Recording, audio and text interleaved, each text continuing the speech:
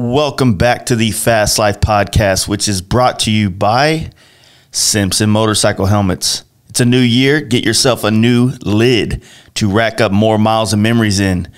Go check out all the new helmet models, finishes, and now graphic options on some of them. Just kidding. They just got that cool one that's like gray that has a Simpson logo on the side. It's pretty sick. Kind of want it myself just to just rock it and leave it alone. But anyway, go to the website, simpsonmotorcyclehelmets.com. Check out all the models, finishes, and visor options at simpsonmotorcyclehelmets.com. And don't forget to give them a follow at Simpson Motorcycle. Paint Huffer Metal Flake is the flake of choice by many, if not all, top painters in the world. Bold statement, I know. Check out painthuffer.com to see the vast amount of color options and many other products to help you in the custom paint process. And don't forget to use FastLife12 at checkout for 10% off. Follow Paint Huffer Metal Flake on Instagram and stay up to date on everything they're doing. We made it to a new decade, 2020. And yes, I'm on that bandwagon. And one of the best upgrades you can do to your bike this new year is a Thunder Max computer upgrade. Its ability to auto-tune to your bike's upgrades and riding conditions without the need of a dyno make it, in my opinion, a superior product and purchase. Do you want to install your own cam or big bore kit but don't have access to a dyno? Then Thunder Max is your go-to for reliable performance.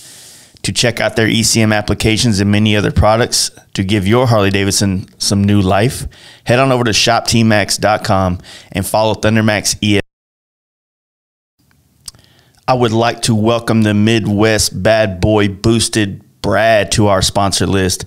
Brad, as we have said many times before on these podcasts, is one of the most humble and nicest guys out there in this industry. His product line can help you add some additional swag and comfort to your bike or bring in some new key components to a ground up custom. Head on over to boostedbrad.com and check out the products and use Fast Life at checkout to save yourself 5%, and give Brad and his little team over there a follow on Instagram at boostedbrad. You guys already know the FT4 Pro is the first in the industry to have a patented utility light with SOS function, Type-C USB charging, and up to 15 hours of battery life and up to 1.2 miles of intercom range. You should have seen the amount of Lexans that were here at our anniversary party. Head over to lexanmotorcycle.com, see the many other products, and use Fast Life at checkout for 15% off. And always on Instagram at LexanMoto. Follow them on Instagram, LexanMoto. Big Bear Performance is the go-to for high-quality performance products for your Harley-Davidson, along with being the industry leader in Olin suspension sales, service, and tuning. Check out bigbearperformance.com, and you can always give Kevin a call at 909-479-7788 and stay up to date with all the rad shit he's doing at Big Bear. Dream Rides is a spot if you're looking for a shop to build, maintain, repair, or upgrade your Harley-Davidson. John Jessup's shop, it's a mouthful, is in Stockton, California. It's a spot for in-house dyno tuning, parts, and bike sales. It's just about tax season. If you're one of the fortunate enough folks out there to get a return, treat yourself to those parts you have been wanting. I know you can find just about everything you want and need at teamdreamrides.com, which is offering 100 days same as cash financing on all products. All you need is a job and a bank account. And don't forget to give John and the team a follow at Dream Rides John on Instagram. What's up, everyone? Middle of the day, a little bit more upbeat, I guess, but still stumbling over my words like I do all the time. So that's one of the goals for 2020, is to get better at talking. Such a weird thing when you're trying to learn how to be a custom painter and a pinstriper and a bike wrencher. But now you got to learn how to talk like better. Anyway, welcome back. Number 2 for the year. And I got my boy Justin, who goes by My Machinist on Instagram. He was a little bit a part of the last podcast, The New Year, New Us. Justin's a bad motherfucker, man. Ain't gonna lie. The dude is, he's creating, designing, writing the programs for all these parts that he's coming out with. And really looking forward to his own product line, which you're kind of getting the first taste of it. This guy's like fresh in the game and coming out, and he's a rider. He rode his bike to our camp out. He rode to Steve Chamberlain's camp out up north. He's into putting miles on his bike. He's into building different types of bikes, and that's what's cool. But first, before we get into it, you guys check out our Patreon. Check out our sponsors. All these guys, these sponsors, and our Patreon is really our source of income to create this podcast and do more things with it. So if you don't mind, check them out. Hopefully you're following all these people. And if you're interested in supporting this podcast, go to fastlifegarage.com. And on the front page, there is a link to our Patreon. All it takes is $1 a month, which results in $1 a year if you want to continue to support it for a year. Helps us do a lot of things, and hopefully gives you the satisfaction of knowing that you're a big part of the success of this podcast. Also, this month, we will be giving away a Lexan Moto gift box. So the only way you're going to win that is to be a sponsor or a podcast supporter on our Patreon. So we'll be announcing that at the end of this month, along with another one from Boosted Brad. So check it out, and, you guys, here we are. My Machinist, Justin. Hey guys, you ready to let the dogs out? Fast Life Podcast.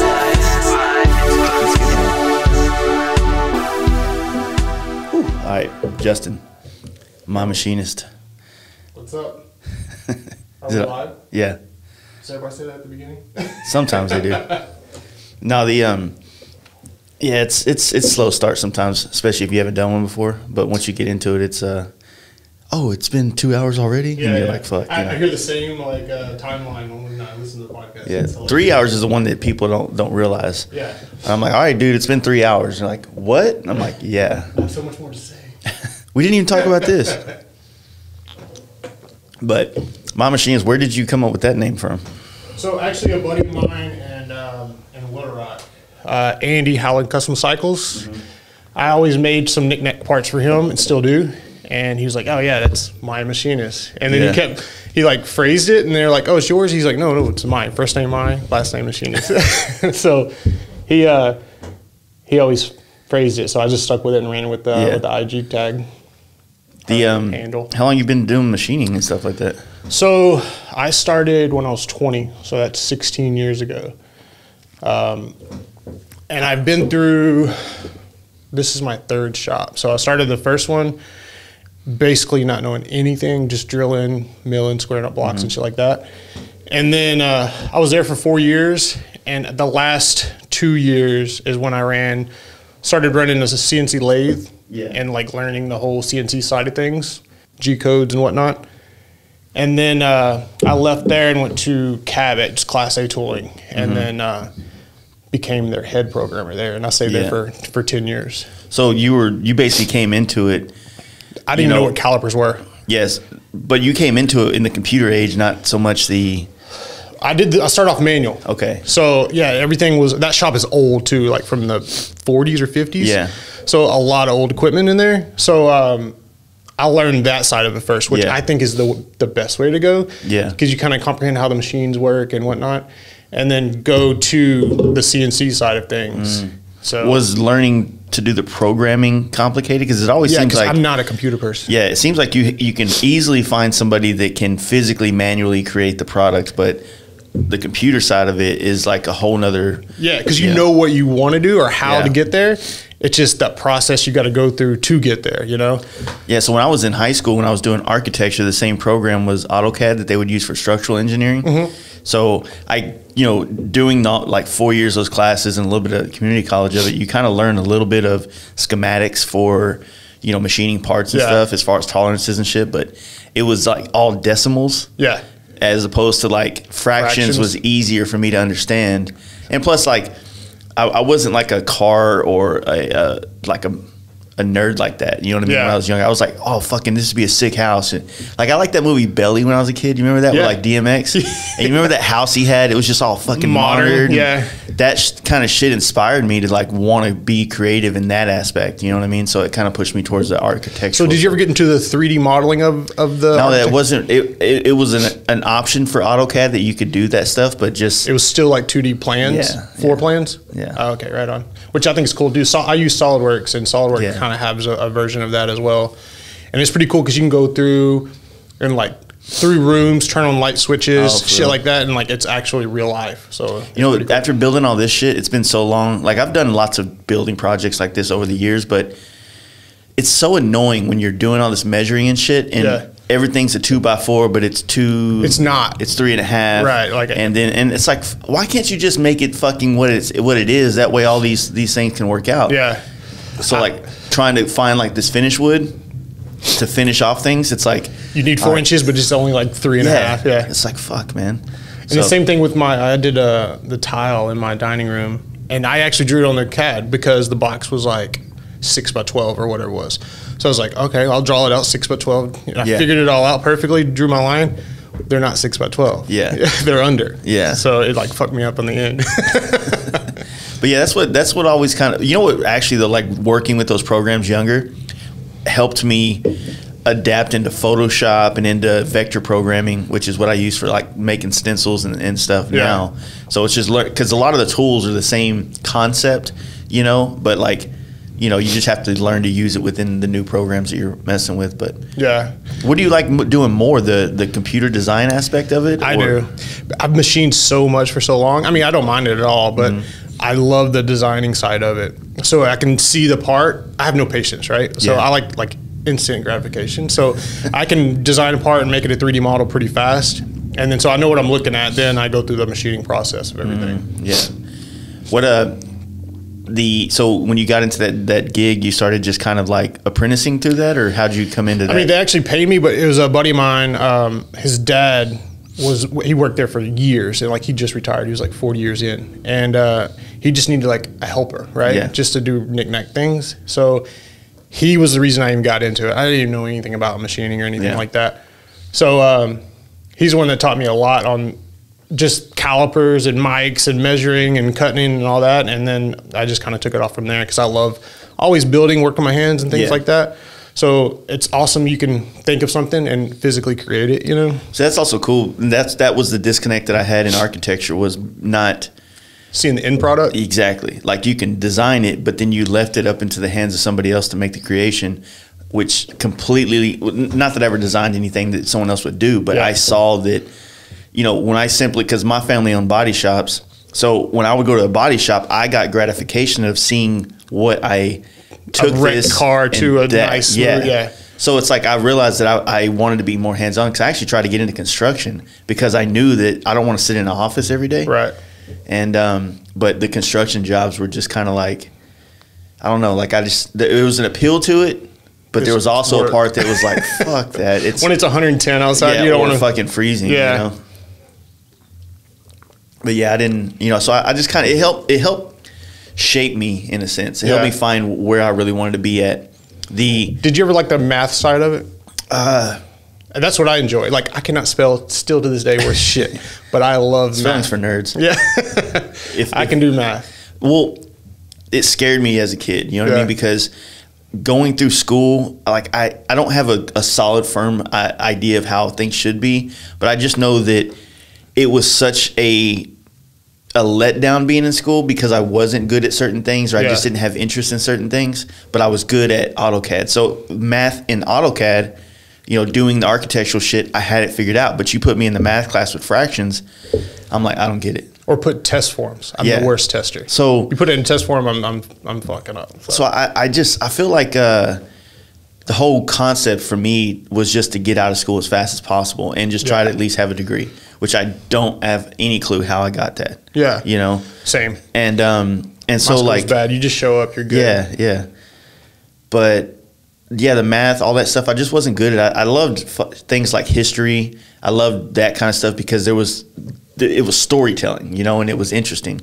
I enjoy that now, but then it was like Death. I feel like I've learned more on podcasts the last 5 years than I ever learned in school. Yeah. I know everything about World War One. Yeah. And the Blitz and all this shit. Listening to Dan Carlin's hardcore history and shit.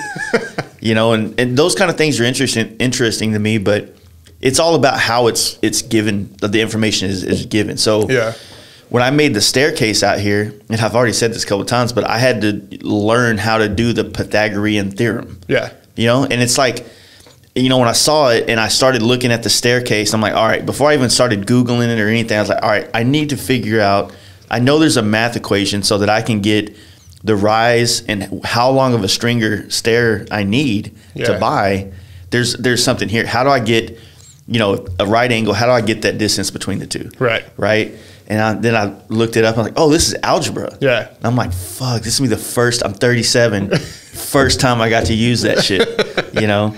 And I cheat a lot. So I use Gibbs Cam for my main programming for all my G codes and everything, and actually model in it too. The random shit at home, I'll just pull the computer out and draw it up to get my angles or whatnot, instead of even trying to go down that route. You know? But it felt really cool to use it and apply it and create this staircase. Now I wish I had the money to do it again, because there's a lot of things about it that I want to change. That's because everything. It's the first time I ever built a staircase. But as an older guy, looking at all the problems I had in high school, I would love to tackle them now with my psychological way now. Yeah, if I could start off with this mindset, I'd probably be a millionaire. And it's not even like a knowledge. It's just like being able to push through a problem and find an answer. Yeah. When I was in high school, which is a problem with a lot of people, in my opinion, is that you can't figure it out, so you just stop and wait till someone comes along. Right. Right. And that's one of the biggest problems we have in a workplace, when people that aren't good workers, because they don't take the initiative to figure out the problem, and that's what makes a more valuable employee. Yeah. But I agree. I agree.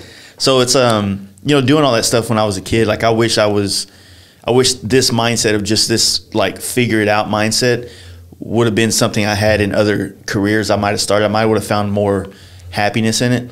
And if you really find something that you enjoy, then it's not work anymore, right? Mm-hmm. And then you can really get involved in it until it becomes work. Yeah. Yeah. Trust me, I tell people here certain podcasts I've done, and I was like, look,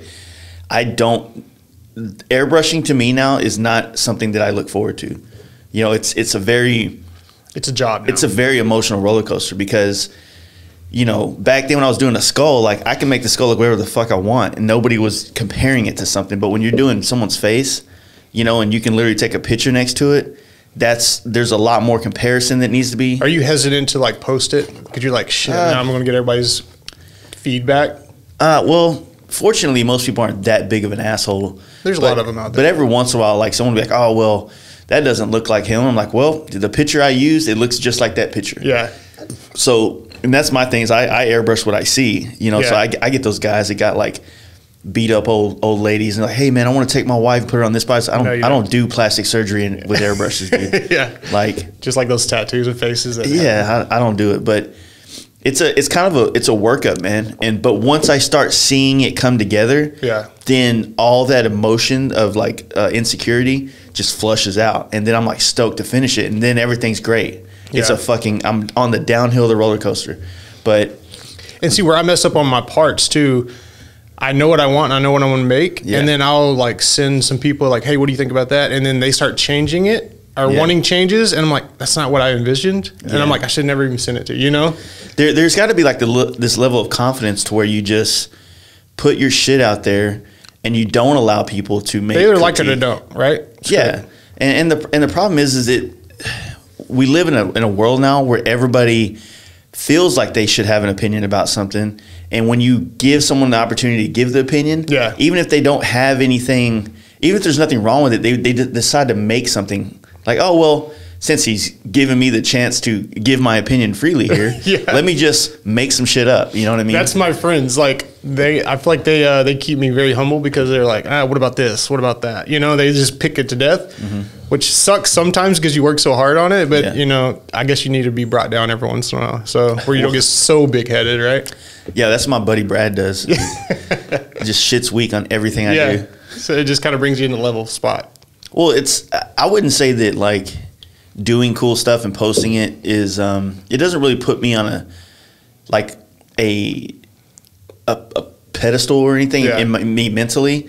Whenever you're somewhere and people keep coming up to you like that has more of a head high of like, whoa, like they've seen that. Everybody knows me. Like that's weird, you know? Like you don't really realize, you know, how many people, I mean, dude, if you just had 1,000 followers, but there were 1,000 people engaged with you. Right. And they all came and saw you at one place, that would be an overwhelming amount of people for most of us who have no idea how to navigate through that many eyes on you. You know what I mean? I'm not there yet. So. Dude, I'm not for sure.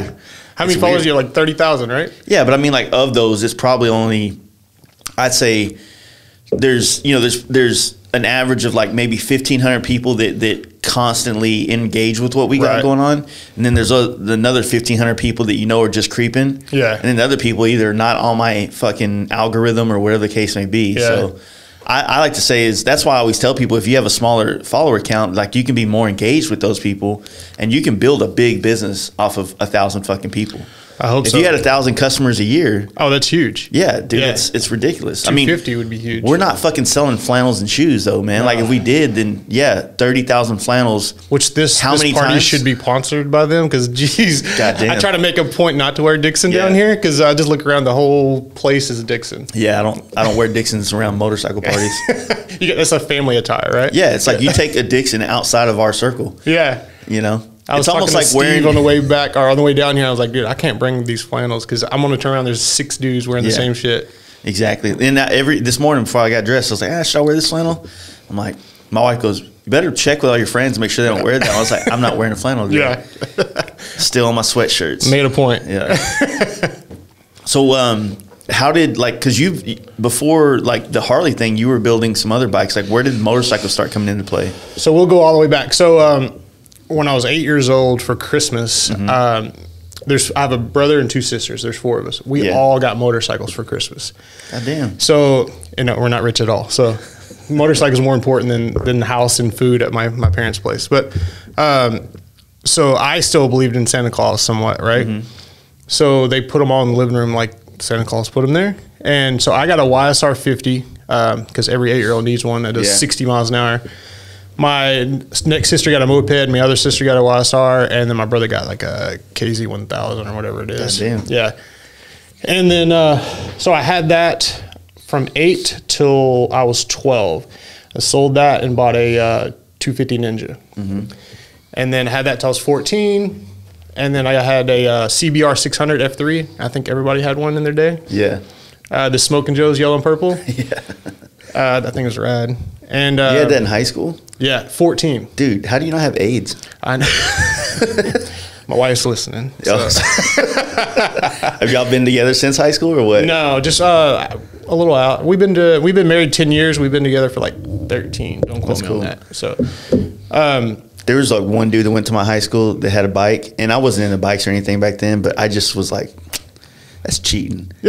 That's cheating. It made it super easy. Let me just put it that way. But then right out of high school, I bought a Gixxer 1000. What year? 02. 02.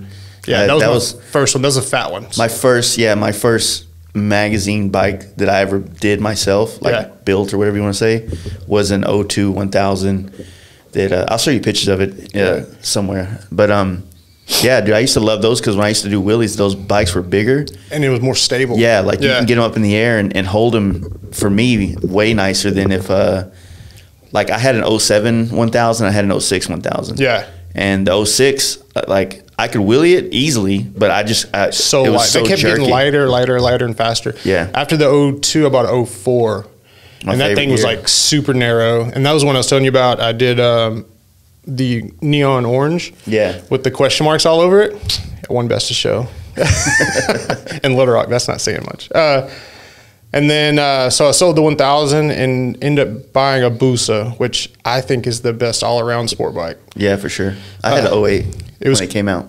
I had the 07. For real? The blue one.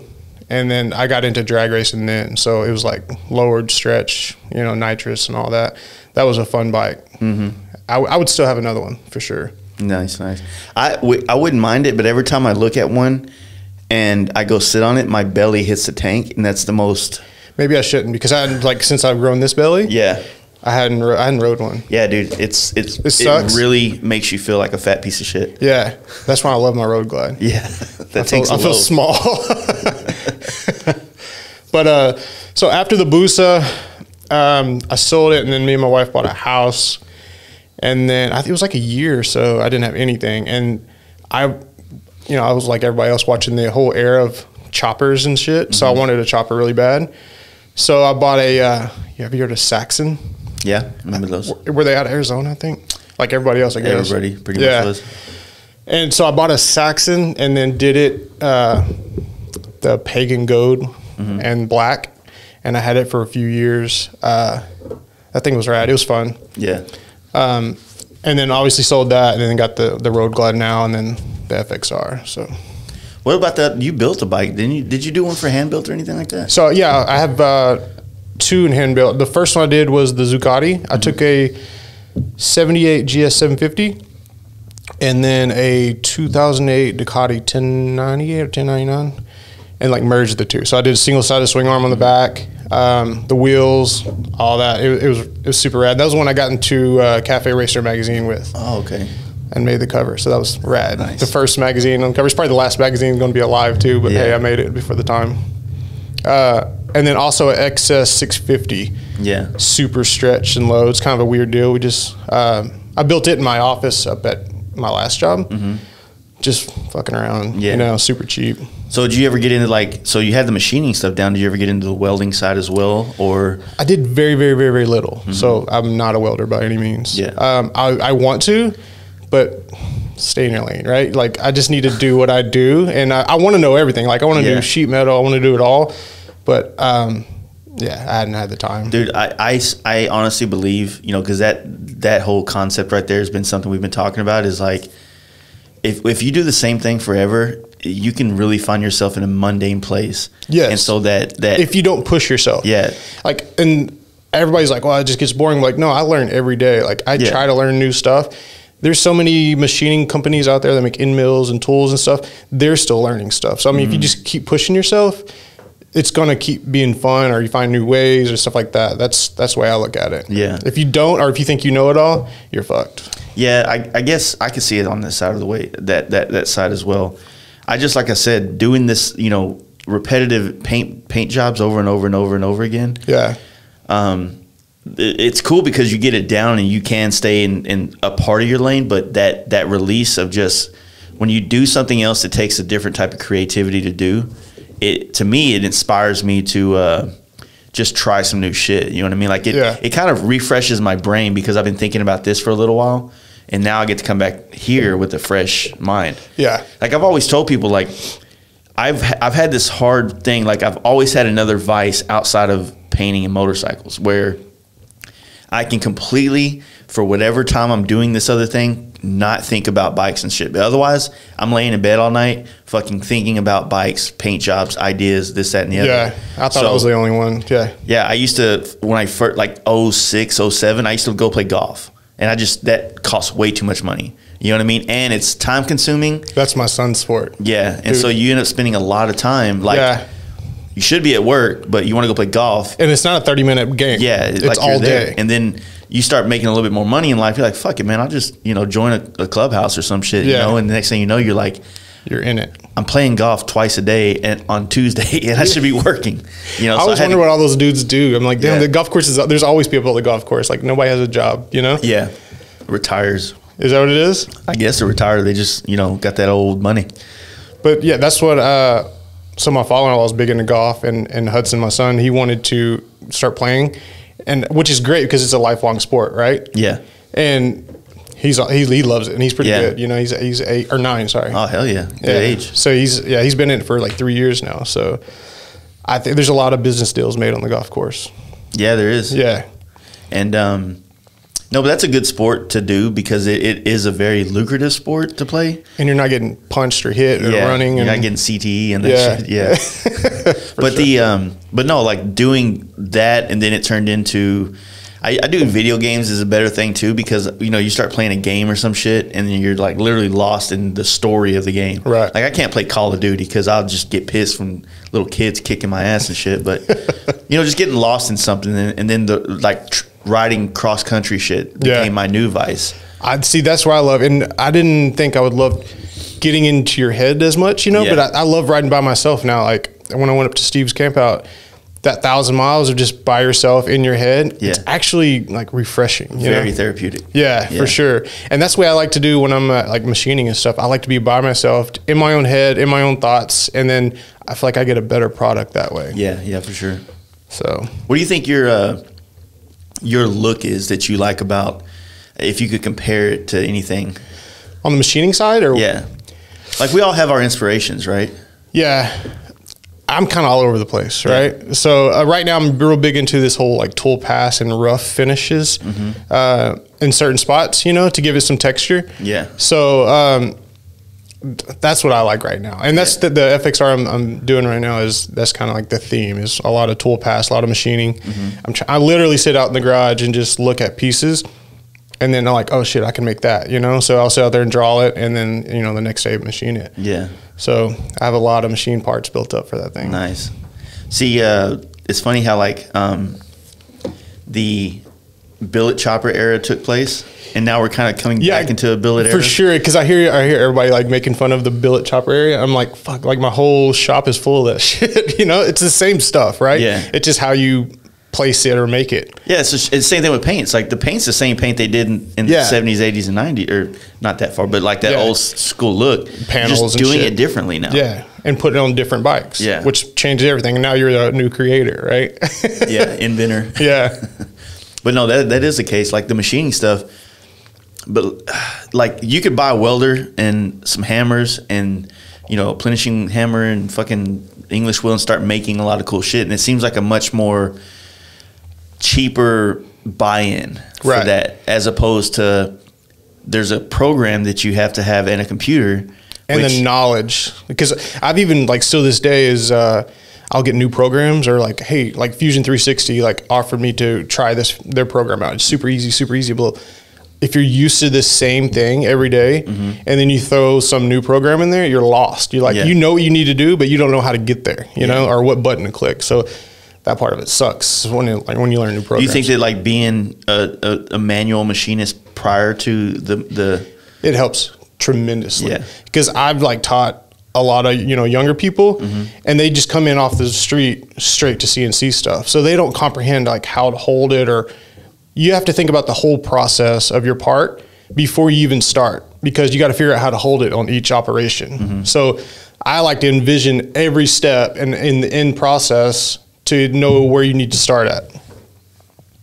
Yeah, that's complicated. It is. I would want to learn. Everything's expensive about machining. Like even the programs, like my computer probably has like $30,000 of programs on it. And it's not crazy, Yeah. Because SolidWorks by itself is like 10 grand. Gibbs Cam's 10 grand. Fusion 360. It's a lot. And then the machine is super expensive, which as of last week, I found out my loan went through. So I'm going full on my own. I'm still keeping my day job, but for now. And then going full on my own at home. And then, can you like start like a program in the morning basically, and then go to work, and then it'll cut all day, and then you can come back and move it or do whatever you got to do? Yes and no. Yeah, I hate that. I like to hear it, because if something happens, if that end mill breaks or something, and then it runs for another 3 hours and ruins your $500 piece of aluminum, I would cry. Yeah. Because literally that swing arm, I have like $1,000 in just the stock material. Yeah. Because at first I was like, why are these people charging $2,500? Well, shit. I think that's a fair price though for material and time. Yeah, they're really not making that much. Yeah. So how long in the machine is it usually per swing arm? The one I did, I mean, I can't say for anybody else, but the one I did, I probably have, I don't know, 16 hours in it. And it's not just like, okay, you got 2 days in it. No, it's like a long 16 hours. That's machine time. You have setup and programming and everything like that. So the little Christmas break I got from work, that's what I did. I just machined that whole thing the whole time I was off. Yeah. But yeah, that's sorry, it's fucking everybody is like trying to figure out today. Yeah. You know, I'm sure there's like a crowd outside, like at the door. Yeah. Yeah, it sucks because like the soundproofing, I haven't done any yet, so there's still a little bit of an echo in the room. But I didn't think Rock about figured that out last night. Yeah. I didn't think about putting insulation in the walls because You're inside. Yeah, I'm inside, and I didn't think I didn't think about the Tejano music going on next door every day. Is that the performance audio? No, that's the cabinet makers next door. All they do is just bang out sweet ass cabinets. But yeah. What were you just saying? The fucking the swing arm. So I saw you post that and I was like, fuck.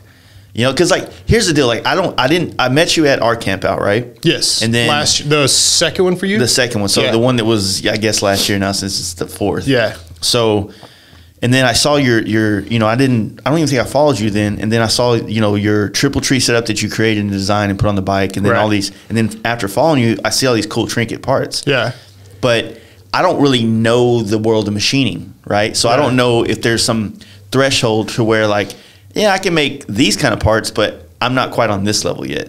And I'm sure there is probably some threshold in the machining world. Yeah, I mean, like I don't want to machine cylinder heads or nothing like that. So there's already people out there. If there's people out there that are amazing at it, just buy their part, Well, the thing, I mean, there's plenty of people going the billet direction with swing arms now, which is cool, but supply and demand is already to the point where we need more options. Yeah. And then especially with performance baggers and even the FXR stuff now, like we need more options. Yeah, for sure. And that's going to be my problem if it does take off on my own business is supply and demand. So the swing arm thing, if I do any swing arms, it'll just be, just a few a year maybe, Well, if you went the MJK route and built some very intricate badass things and had a high price tag, cool. Yeah. I have no problem with the products that he made and the price points he put them at. Some things just didn't make sense, but that's fine if you're making something that truly is intricate and worth it. Yeah. But I mean, his parts they're sweet. Yeah. Is it Dr. Phil or whatever? Dr. Phil, He's the brains behind it. He's the me behind him. But exactly. He does make some sweet parts. There's other things I disagree with, but for sure. But yeah, on my end, I think I'm going to start off with just making like risers, boards, pegs, trees, those things. Yeah. And then I'll just make a run of 10 or 20. And if they sell out, just keep moving on to the next product. And then whatever sells better, then go back to that maybe. I'm just going to see how that works at first. And then go from there. This is all new for me. So like my own business it's super stressful. So it's scary and but it's rewarding though. You know what I mean? So like you'll find it. I mean, you've done your own things here and there, and probably made some kind of profit off of it where you got a idea here. If the taxes are, I don't make anything. Yeah, me neither. But yeah, it's super rewarding, but stressful at the same time. I mean, I have 2 kids, a wife, house, cars, all that shit. Like they want their money every month. They're not going to wait around. So well, it's good that you still like your skill set as a programmer. I mean, like you'll never not make money, right? So and like these kids don't get into that these days. So it's like even it's a lost art almost, and so you can start charging more and more and more because there's not people out there lined up taking programmer jobs. And I still do contract work for 2 other people for programming. My buddy of mine makes tattoo machines, Waller irons, and I help him out on programming stuff, and then I still go to my old job and contract program work out too there. So so I mean, like I said, you have plenty of and I'm not scared to work. So. Yeah, that's a good thing though, man. Like I feel like I'll always be able to do something. You know what I mean? Yeah. And that it gives if you're me not a lazy, bit of you can make confidence. money. And I hate people like, I don't know what to do. It's like, just don't be lazy, Yeah, it's like, it does scare me, like the government taxes and things. But even if they came and they took everything that I owned, they can't take your talent. Exactly. I can make it up again. Yeah. I mean, knock on wood. I don't want them to come and take my shit. But it's one of those things that does give me a little bit of confidence in knowing that I could hit the bottom, and get back up. Yeah. And especially now because I know it's like building that staircase. The second time I know how to do it exactly right. Yeah. So coming back and rebuilding this I mean, there's always a learning curve with a paint job or a career or anything, right? If I could go back in career-wise, I would probably not be in the same boat I am in now, but I'm pretty close, Yeah, yeah. I don't know. I mean, it's cool that you started finding the motorcycle, or you just carried the motorcycles, but does it not scare you blending the source of income and the motorcycles together? I am scared of that, to be honest with you. I don't want to burn myself out on the motorcycle side, but I've been doing 16 years, and literally the first year I'm trying to figure out ways to make parts for my bikes, you know? So it's burned into me. And then now I enjoy other people enjoying them, you know, the parts and stuff I make. So if they get stoked about it, I'm like really happy about it. So I think you were around when I was saying this yesterday, but when actually you weren't, but say you're on a road trip and you're going to Steve's Campout and you stop at a gas station and you just grab you a fucking Red Bull and you're just sitting on the curb and your bike's over there. I sometimes do that, and in that moment get ideas. Absolutely. You know, like you're in this place where like everything's new. It's like you're in a fucking foreign. I mean, you're in a foreign environment because you're traveling, and like, you know, you just see your bike differently. And you start envisioning a flow in this, and you know, or even take inspiration from different products. Like I do a lot of aerospace stuff for my last job, and like you can take some of their designs and their know-hows and kind of convert it into what you need or want, which is super rad. So well, that's kind of what MJK was doing with the MotoGP style stuff and the racing shit. And I appreciate that side of it, because I was in a lot of sport bikes too, and I try to cross over the two a little bit. Yeah, and that's the thing. It's like with the performance market continuing to grow, we're trying to make our Harleys like sport bikes, but we'll never get there. But fine. That's our push. Yeah, that's the thing that I hate trying to explain to people. Like, dude, I know I could just buy a sport bike and I could buy $3,000 motorcycle right now, any sport bike, right? Like a 04 1000. Yeah, and you're gonna whoop any Harley out there, pretty much, you know. Yeah, and that's exactly the kicker to it. It's like it really is that, but there's something that's about riding the Harley, especially all this group shit we're in, and all, you know what I mean, like all the people. And I don't know this for sure, but I feel like I would have never found this in the sport bike world, right? I never did. I found areas in small groups, but everybody like hates each other. I feel like, I could be wrong, but this group is like it's super cool and super loyal and supportive. I mean, just like when I was going to Michigan, Charlie dude owns the shop up there, and I don't know that dude, and he like messaged me like, hey, if you need anything while you're in this town, just come by my shop, I'll take care of you, which is super awesome. What I've noticed with the sport bike world is that everybody's down to go on a big ride, but that's where it starts and stops with the connections, is the ride. Dude, the longest I've rode before I got a Harley on a sport bike was like 3 hours max. And that was to Fayetteville, to Bikes, Blues, and Barbecue, you know? Now 3 hours is like I'm just getting started, you know, and I enjoy the whole traveling thing of it. And I figured I wouldn't like the solo traveling, but I'm liking it more and more lately. So you can stop when you want, go when you want, you know, continue when you want. It's easier to kind of like, if you're going to do 1,000 miles and bang them out, it's a lot easier to do it solo than with a group. Because that other dude, you know, didn't feel as good, or his bike's not as comfortable or whatnot. Or you start talking. You know, gas station stops are the worst. Because when you're solo, they're 5 minutes max. You know, you row somebody, it's 30 minutes. There's sometimes I've done gas stops where I don't even get off the bike. And it's crazy because like I'm ready to get off the bike, and then you pull in the gas stop, and like something else comes into you. You're like, fuck, I'm good. I'm just gonna continue. So it's so fun. I enjoy it, and I got a bunch of trips planned. Hopefully my bank account matches my trip plans, but I definitely want to do that. Is it Time Travelers? I never can get that name. And then down here, and then your campout's April? End of April. I'd like to do Laconia just because I want to ride that side, but I don't know if I'll make it. And I want to do Sturgis and Born Free. And if I can get my FXR and Born Free, I'll see Laconia and Born Free at the same time. Oh, yeah? Yeah. Well, might not be the same weekend. Close enough, but you can't go to both. Yeah, you're not going to both. Well, I was going to skip Born Free this year because Laconia is something that I want. I'm not going for Laconia. Look, I'm going for the Northeast, and Laconia's there. Right. You know what I mean? Just like when I rode out to Born Free on 10, I was at Born Free for, I don't know, 2 hours. I spent 3 days getting there, you know? You're not going there for the show. I mean, it's rad. I even actually messaged them to try. I don't know the process, but I want to get the FXR in there so bad. Well, you just talked to San Diego Customs. Is that the lead dude? Yeah, they do. Well, San Diego Customs does the FXR Dyna and performance bagger shit. That was my question. Yeah, because obviously I'm not like a invited builder that side of it. But there's different sections of that show. Yeah, but so the invited builder is like a chopper thing. Right. So the FXR thing is more just an FXR show, so anybody can put their bike in. Right. And it's kind of like hand built show. There's no fucking rewards and all that. It's just you display your shit and be done. No, I think they give away some prizes and shit. Oh, they do? I think the two, in my opinion, when it comes to like the FXR and performance shows right now, I would say that for forever the two has been the Sturgis FXR show at the Big Joe throws, and then the Born Free one. The V-Twin Visionary show this year was actually pretty badass at Sturgis. So I think that's Wasn't there supposed to be another one, but it got canceled? Yeah, it did get canceled. Lack of interest. But with that being said, like because the FXR show itself is FXR only, right? Yeah. And then it's a pretty big turnout too, right? Dude, it's huge. I mean, realistically, who won it this last year? John Jessup, I think. Didn't the Cut Rate do it too, or no? He did it.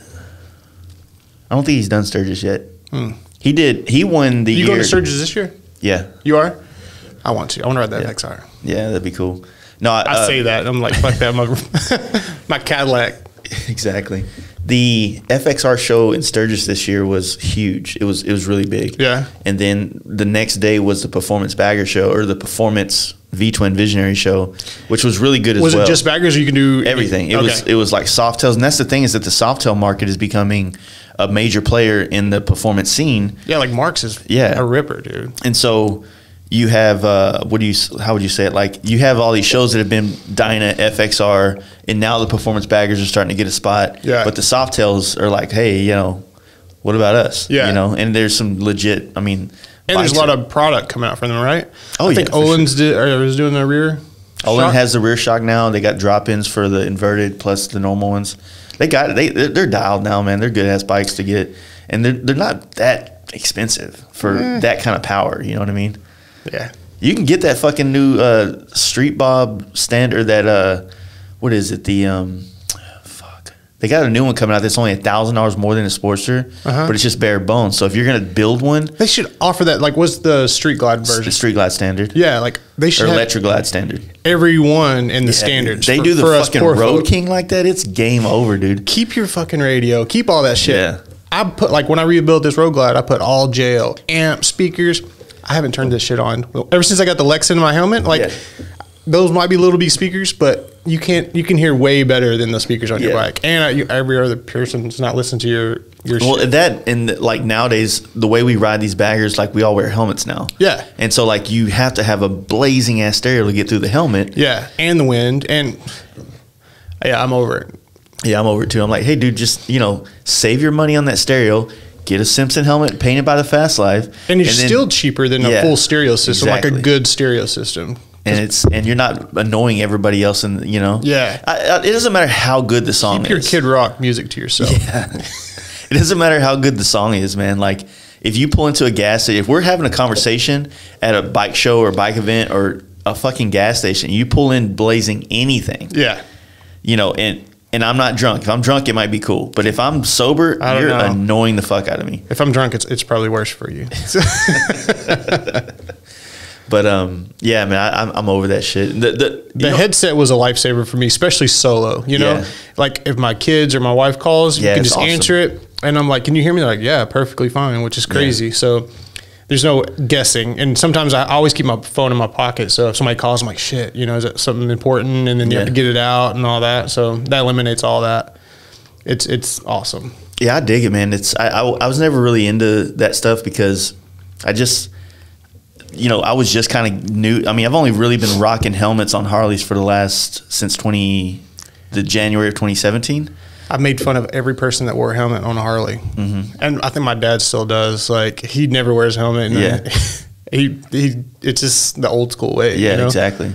But the wind noise, you ride 1,000 miles with no helmet. Exactly. You'd have a headache for 3 weeks. I mean, the helmets I got in my garage still are helmets that I only had whenever I would go out of town, because you'd go through states that have helmet laws. Yeah. Or, you know, like the traveling. Having the wind blast you in the face for 1,000 miles, you're fucked. And sunglasses, they sit there to chatter the whole way, and you can't really see very good. You get that fuzzy face feel and shit. Like, fuck that. For a long time after you're done riding. Got a fucking big bandana. Look like a raccoon. Yeah, I don't miss that shit at all. It's like, dude, just wear a helmet. Like, Or the worst part is like when people do everything, like it's cold as shit and they got all this shit on their head. I love when people wear leather jackets and no helmet. Yeah, and I'm like, dude, it's 30 outside. And you're the cool factor's out the window, dude. I'm just like, what are you thinking in your head? Like, oh, fuck yeah, I'm a badass. You know what I mean? Like, no, dude, like just fucking put a helmet on. And I'm not that good looking. I don't need you to see me all day anyways, so. It's weird. You know, like the more, like sometimes me and my wife will be driving down the highway and like a pack of bikes will pass us. And I just, you know, and it's never like a pack of Dynas or anything. It's always like a pack of Kuryakin bikes and fucking, you know, live to ride shit. And I'm like looking at these guys go by and they're all, you know, they're all in this attire, right? Yeah. That do they all look alike? Yeah, and they all got this, well, they got this weird thing. I'm like, it's so douchey. Yeah. It really is. Like if you just take back and take the fact out of how cool motorcycles are and how much you love riding them and how you understand why a lot of this stuff takes place and just look at it non-biased, you're like, whoa, dude, like that is, like that South Park episode is 100% right. You know what I mean? Yeah. It's like this feeling of superiority. I don't know how to say that. You got me on that one. Like I know what it's like when you're on a bike with all your boys and you're pulling into somewhere. It's like we just took this bitch over. Yeah. And these guys have it, but they're also on the highway and it's so weird. You know? I never could get in the whole club group thing. You know, even not like outlaw, so like even like just a group thing. I just it's weird. There was a point like when I did it for 5 years and I enjoyed it. You did? But I also grew out of it. I don't need anybody telling me where I need to ride to, when, how. Well, it's not so much that. Like that's kind of like that's the common thing. The real thing is, it's like everything else in the world. If you join a club, most clubs have bylaws, and those bylaws are simply just things to keep order in the club. Right. Right. You'll hear all these different opinions and myths and things like that. Some of it may be true or not, but the truth is, if you join a club, just like a real friendship, you have to be able to depend on each other. You know, like the thing that gets hard about that is in this day and age is when you have a career, a credit score to maintain, kids to go do, and then you have this. I physically don't have time. Yeah, and so it's not for everybody. But when you're a single dude that, you know, is looking for like-minded people to do stuff, like it's a fucking perfect fit. I guess I can see that, the problem is, it's like a lot of guys out there in clubs going, that's fucking you. That's not what it is. This is for life, brother. Yeah. And it's not. Look, very few actually make it. You can't. I mean, it's like I love the fact that I had the experience, but I'm glad that I did 5 years and our club bylaws allowed us to fucking retire out of it after that time, which may be a joke to certain clubs, and that's fine. You know, there's a lot of joke clubs out there. That's for damn sure. But I went to one meeting, like I think I was like 18, and we all sit in this room, and he's like, "Yeah, when I put up 4 fingers, we're riding 4 wide. If I put up 2 fingers, we ride 2 wide." And I stood up and just like walked out. I was like, "No, this is not for me." Man, the riding, doing the club thing, helped shape everything that I do now that I love, though. Yeah. My traveling on bikes, that was something that was put into my life through the club stuff. What I didn't like about the club thing is it's like everybody is a part of this business. Like the club is the business and everybody's job is to promote the business. Right. That part is the part that nobody really likes, but it's part of it. It's like being a Christian, right? Your job is to go spread the word. Yeah. And that it's like an inherent thing, right? But the truth is, it's like, that's why, like, whenever my club that I was with got to the point where... What was the name of it? Live Fast MC. Which we went through all the channels to become an actual MC and stuff and all that probate shit and all that stuff. But there's actually like a legit way? Yeah. I did not know that. It's complicated. Yeah? Yeah. But what I didn't like, what I loved about it was us hanging out and doing our thing. What I didn't like is who we had to be when we went places. You know what I mean? And not that I was never that guy like trying to, you know, strong on somebody. people. Yeah. I'm not here to do that shit, man. Yeah. But wearing a patch and going to a bowling alley, you become the guy that the drunk guy at the bar wants to test himself with. Yeah. And I was like, I don't really get in fights, man. Like, I'm a chill dude, you know what I'm saying? Like, but all of a sudden now I got this fucking flag on my back that is just like asking for trouble everywhere I go. And then the worst part is that all these other clubs that started coming out, especially after Sons of Anarchy, were like, everybody wanted to be an outlaw because that was what they watched on Sons of Anarchy. And then you had the Devil's Ride and all this like lore of fucking like outlaw culture. But realistically, like, it's a 1% thing because there's only 1% of people that can fucking do that shit. Right. Like, I mean, I would love to just live on my bike and do all this shit, but I would rather still do it with a good credit score and a fucking and a house to go back to. Yeah, it's just like a car, be able to make my bike payment, not have to steal shit or whatever. And there's a lot of dudes like, I don't really know what the club life is not like now. I don't know how it's evolved, but it has. I mean, there's sort of like the outlaw biker clubs. Yeah. I mean, I know a few people, and they still have like full blown businesses and things like that. Yeah. So I think the perspective that we have to fucking TV, and you're looking at them like, oh, these dudes just sell drugs all day, and it's not like that anymore. I don't think at all. I don't think it is either. But what I do notice it is that a lot of policing. Yeah. And that what happens is that takes the fun out of being just on your bike. Right. When everything you do is about. I don't want any rules, period. Yeah. Yeah. Or someone telling me when or how to ride. Yeah. I can't do it. So it sucks. But like I said though, just doing it opened my eyes. I'm glad I got the experience. Yeah. What has really helped me figure out is it got to a point where when we first were in the club, and when people came in there new and fresh, they were fucking down to do anything, anytime, and it was great. Right. And then after the first season or after the first trip, they're kind of like I'm gonna step back for a little bit, just do me for a while. But then everybody else is still not on that same page. So it becomes a conflict of like, it becomes a job to get motherfuckers to just come out and ride. Yeah. And so when you're saying like, I don't want to be told what to do, but it's like when you sign up to be in a club, you sign up to be a part of this group of people, friends. And then you don't get to choose when and I like to say like this. When I get close with a friend, I expect them to meet me in the middle as like being available. Yeah. As well as I got to be available for them. Like it can't be only convenience for me in that friendship because that's a one-sided friendship. Right. And that's what happens in clubs is you can't just use the club when you want it, when you need it. You have to be there for the other guys that need it because you never know who's where and what. Right. And that's what ends up happening a lot. I think that's what's good about like this group, not that we created, but that we kind of just found each other. We all have like-minded ways, right? Yeah. And it's crazy, like, I'll meet you in fucking Ohio, It's not like I'll meet you in this parking lot, we're going to ride around for a little bit, but like we all do you think that's desensitized the local riding for you? Absolutely. I don't enjoy it as much. Yeah. Because every time, and it's out of habit, like when I locally ride, I always hit these same back roads, It's fun and I get my release and stuff, but now I'm like, when's my next trip? Trip? Well, do you get say, everybody's hitting you up, hey dude, Sunday we're doing a ride, we're going across town, hit this restaurant up, blah, blah, blah. I sometimes don't care to do those anymore. I do them just because if you don't go, it goes away. And I'm a big believer of that. Just like even these shitty shows, if you don't go to them, like they go away. Yeah. So like support it even though it kind of sucks. Yeah. So I'm always believing that, but it does suck for us riding because we have a few little rides a year and there's like 40 or 50 people. You can't go over like 55 miles an hour because it's just hard. It's actually draining to do that for a couple hours. So, but I mean, we do them just to get everybody together and have a good time and eat and stuff like that.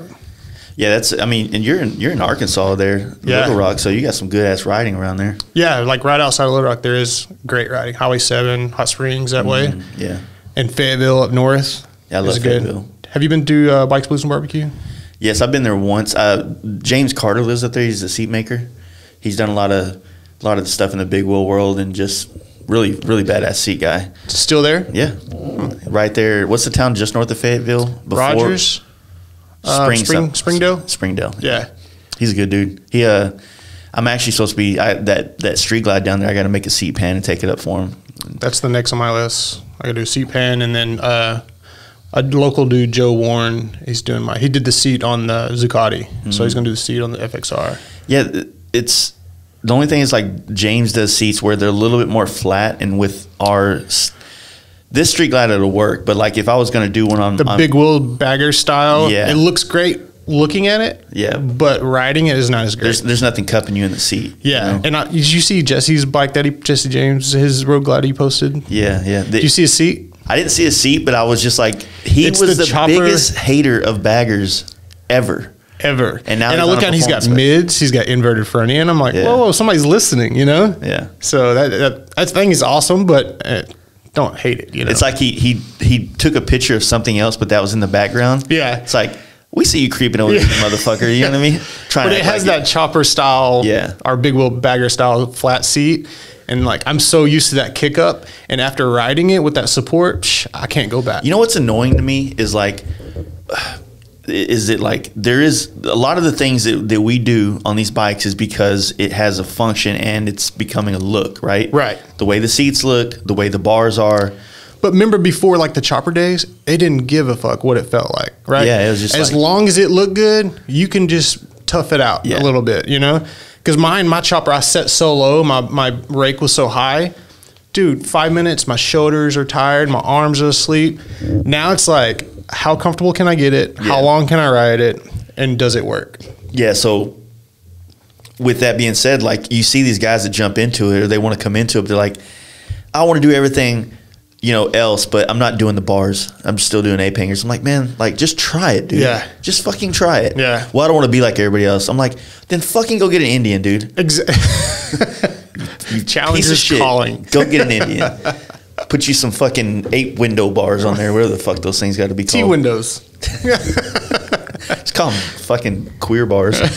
But yeah, so it's like it gets annoying when people like, or for me it gets annoying, but it has nothing to do with me because it's everybody else's bike. They can fucking build it however they want. Right. But, you know, I guess it annoys me because I'm like, dude, just try it this way. Yeah. I had huge apes on mine, and when I went to T-bars and the seat change and the position and everything, it made it fun and enjoyable. And still comfortable, in my opinion. More comfortable. Yeah, that's the thing that this performance thing, it should be called comfort, you know, because it's really comfortable, you know, and it performs better, but it's awesome. You're realistically riding almost in an adventure bike stance. Yeah, upright, almost forward a little bit. Yeah, and so like, you know, laying out like the brothers do with the ape hangers that come back to the seat. In the Little Rock, it's getting out of hand up there. I know all about it. So. I call him Mustard Mayonnaise. I talk to him all the time because he's hilarious. But dude, his bars hit him right in his chest, like sitting upright. So when he turns, he has to let go of one. Oh shit! Yeah, it's like 25 inches with the curve. Well, you know, so a lot of the dudes in the Minority Bike Club set, like Second to None and Rare Breed and all these dudes. Yeah.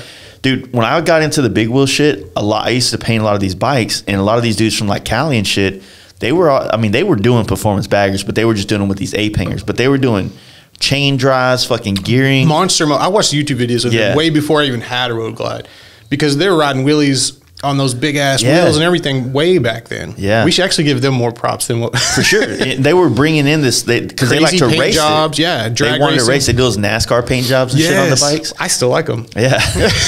But like there's a lot of that going on. And then, you know, like we were painting some of the bikes and then we were doing the big wheel thing, and I couldn't really wrap my head around the short bags, but now I fucking I love seeing the wheel and the swing arm and the brake and if your wheel matches. Yeah, right. For sure.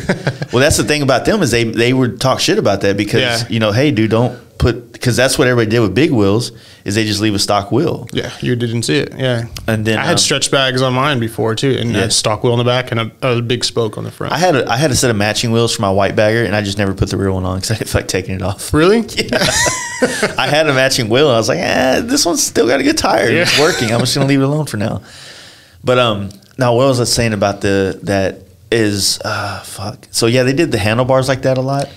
And that's part I didn't get with them though. Oh, so this is the thing is like Second to None and Rare Breed, like their whole gig was traveling, right? So these dudes would just jump like clubs. Clubs? Okay. So they would jump on bikes and they were obligated to go to each one of their chapters anniversary parties. 'Cause that's a big thing in the minority bike club set is anniversary parties. That's how they make their money to do. There was one that came through Little Rock a couple years ago.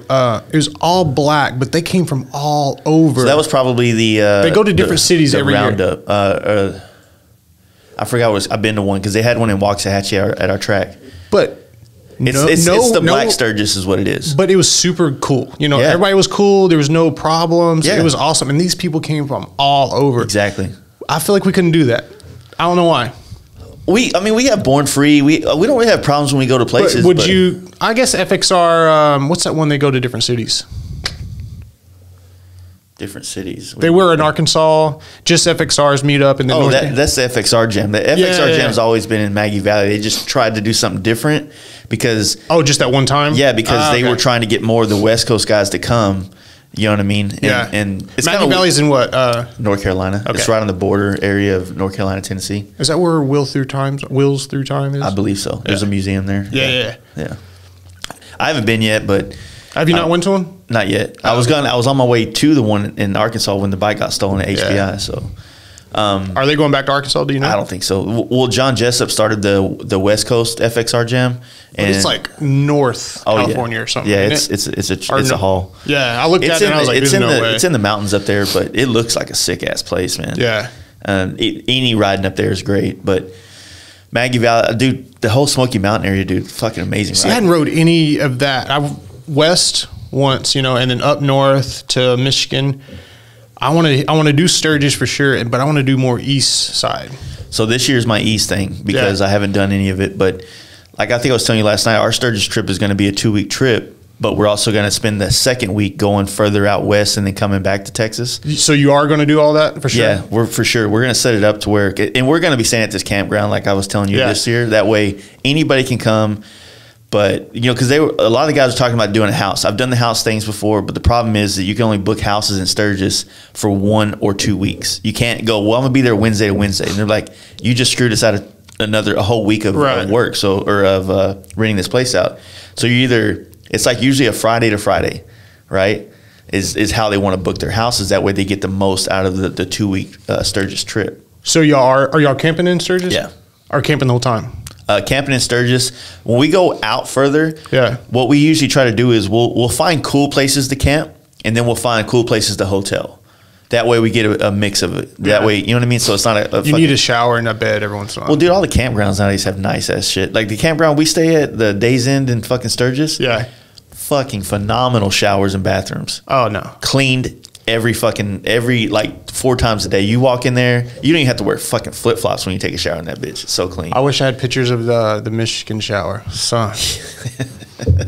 It was it was terrible. Well, so many people go to those things, and like the KOAs, dude, are nice as fuck too. I guess I've never been to like a nice, legit. We said the one that we did the first Cali Trip podcast in was a KOA in Colorado. Is that same group going with you to Sturgis? Yeah. Okay. Yeah. So we're actually, since we finished this, we're going to have a big meeting here probably in a week or so and go over like all the itinerary for it. Get the patches figured out and everything. Yeah. Jump each other in.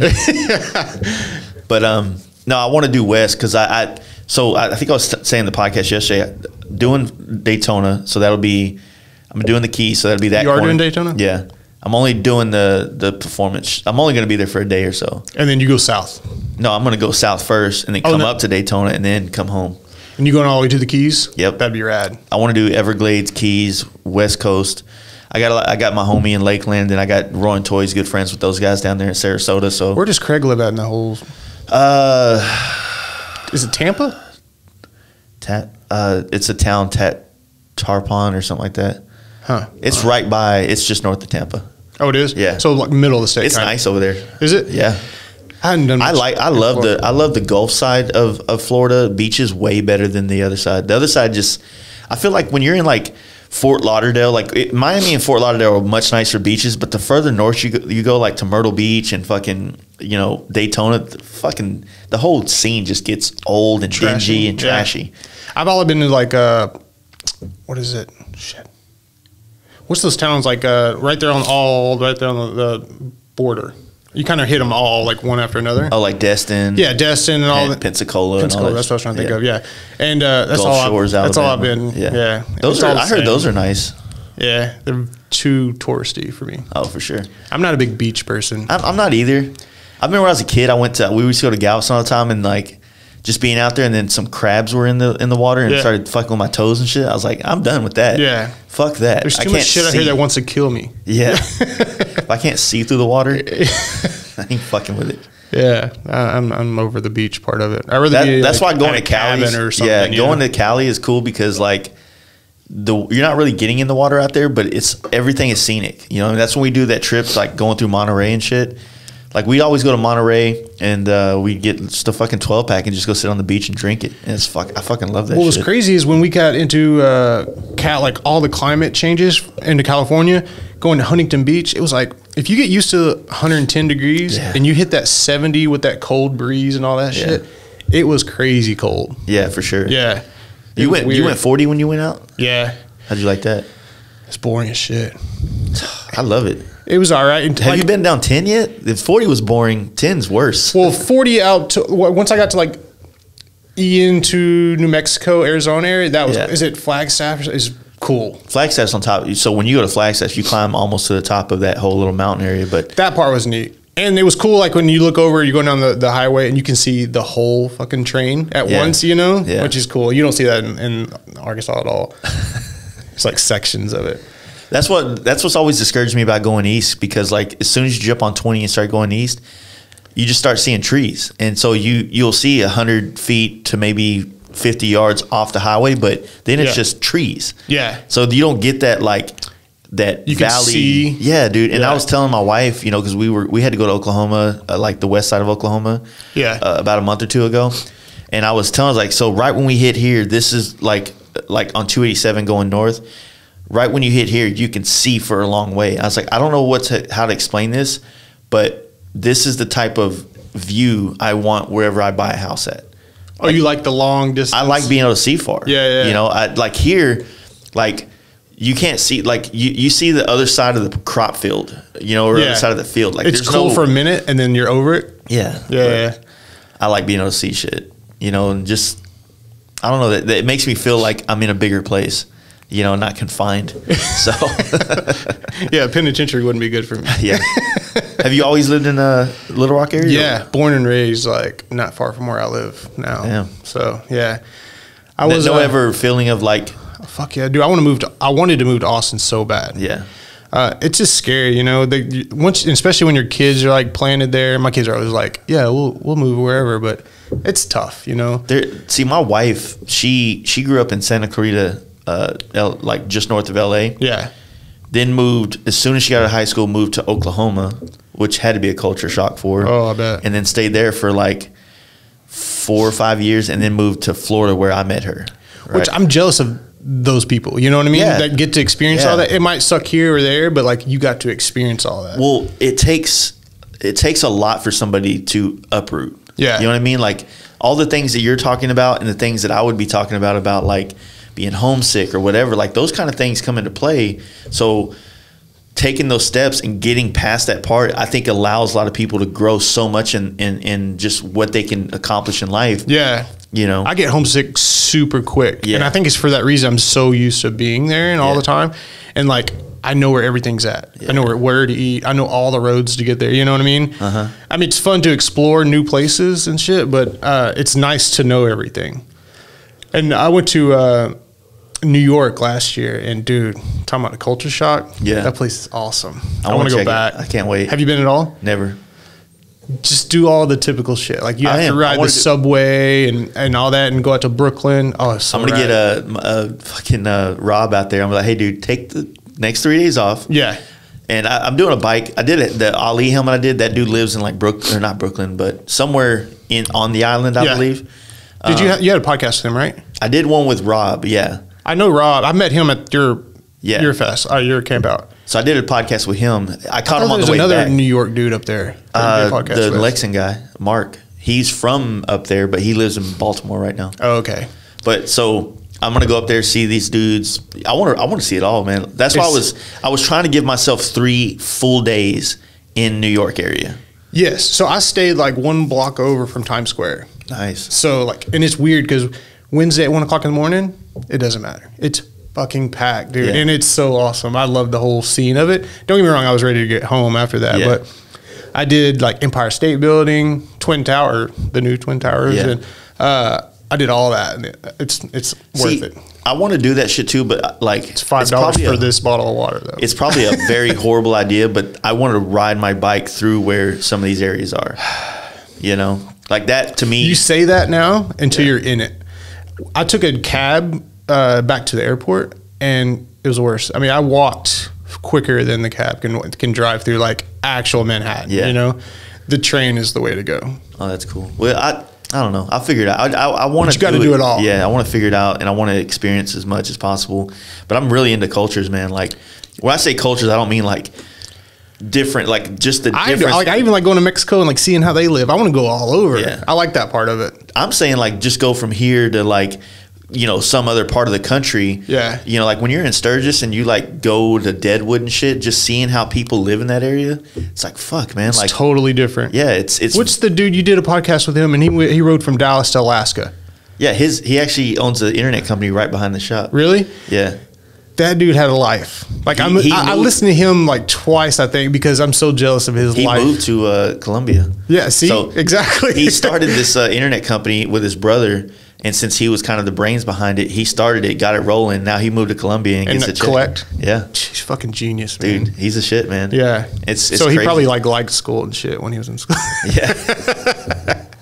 Well, just like I said, man, that uprooting yourself, it can open up so many. That's what I've been trying to do with my daughter. Right, my daughter's 18. I feel like you had that same small town mindset as me, though. Like, Yeah. okay, you graduate.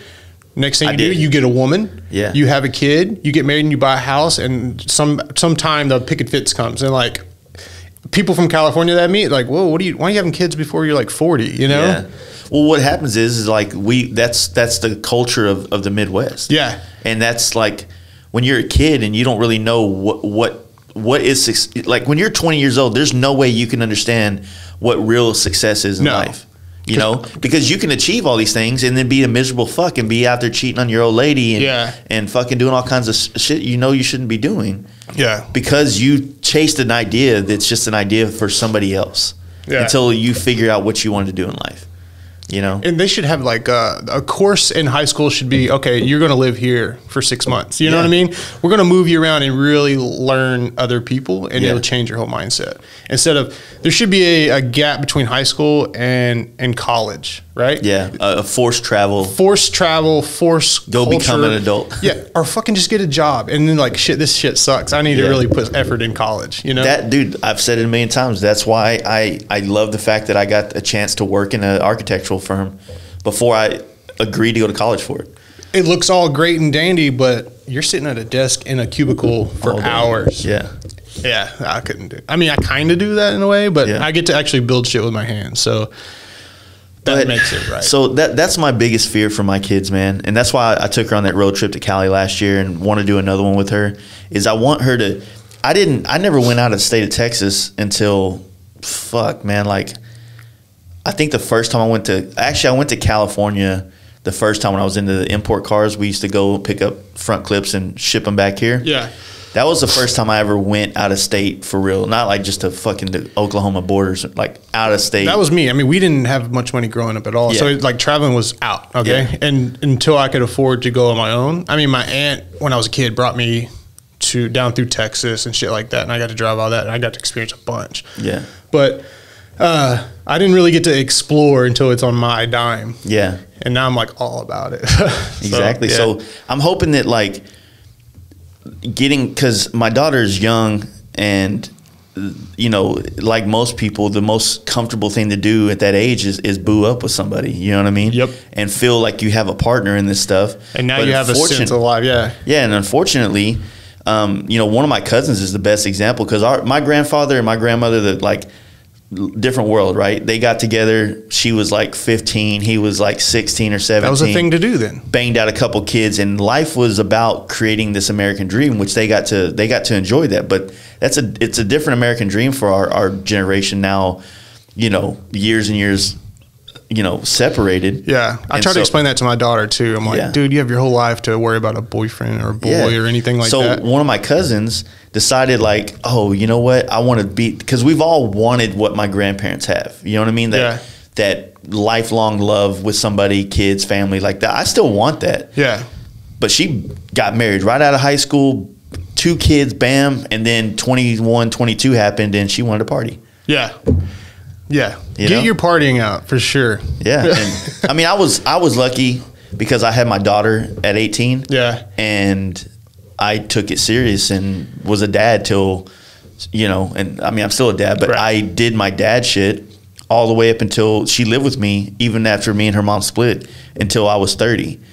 And then how old is she now? She turns 18 on the 11th in a couple of days. So my daughter's 15. Yeah. Just got her driver's license, dude. Nervous. Yeah. So my daughter moved to Oklahoma a couple of years ago, and it sucks because Lawton. Yeah.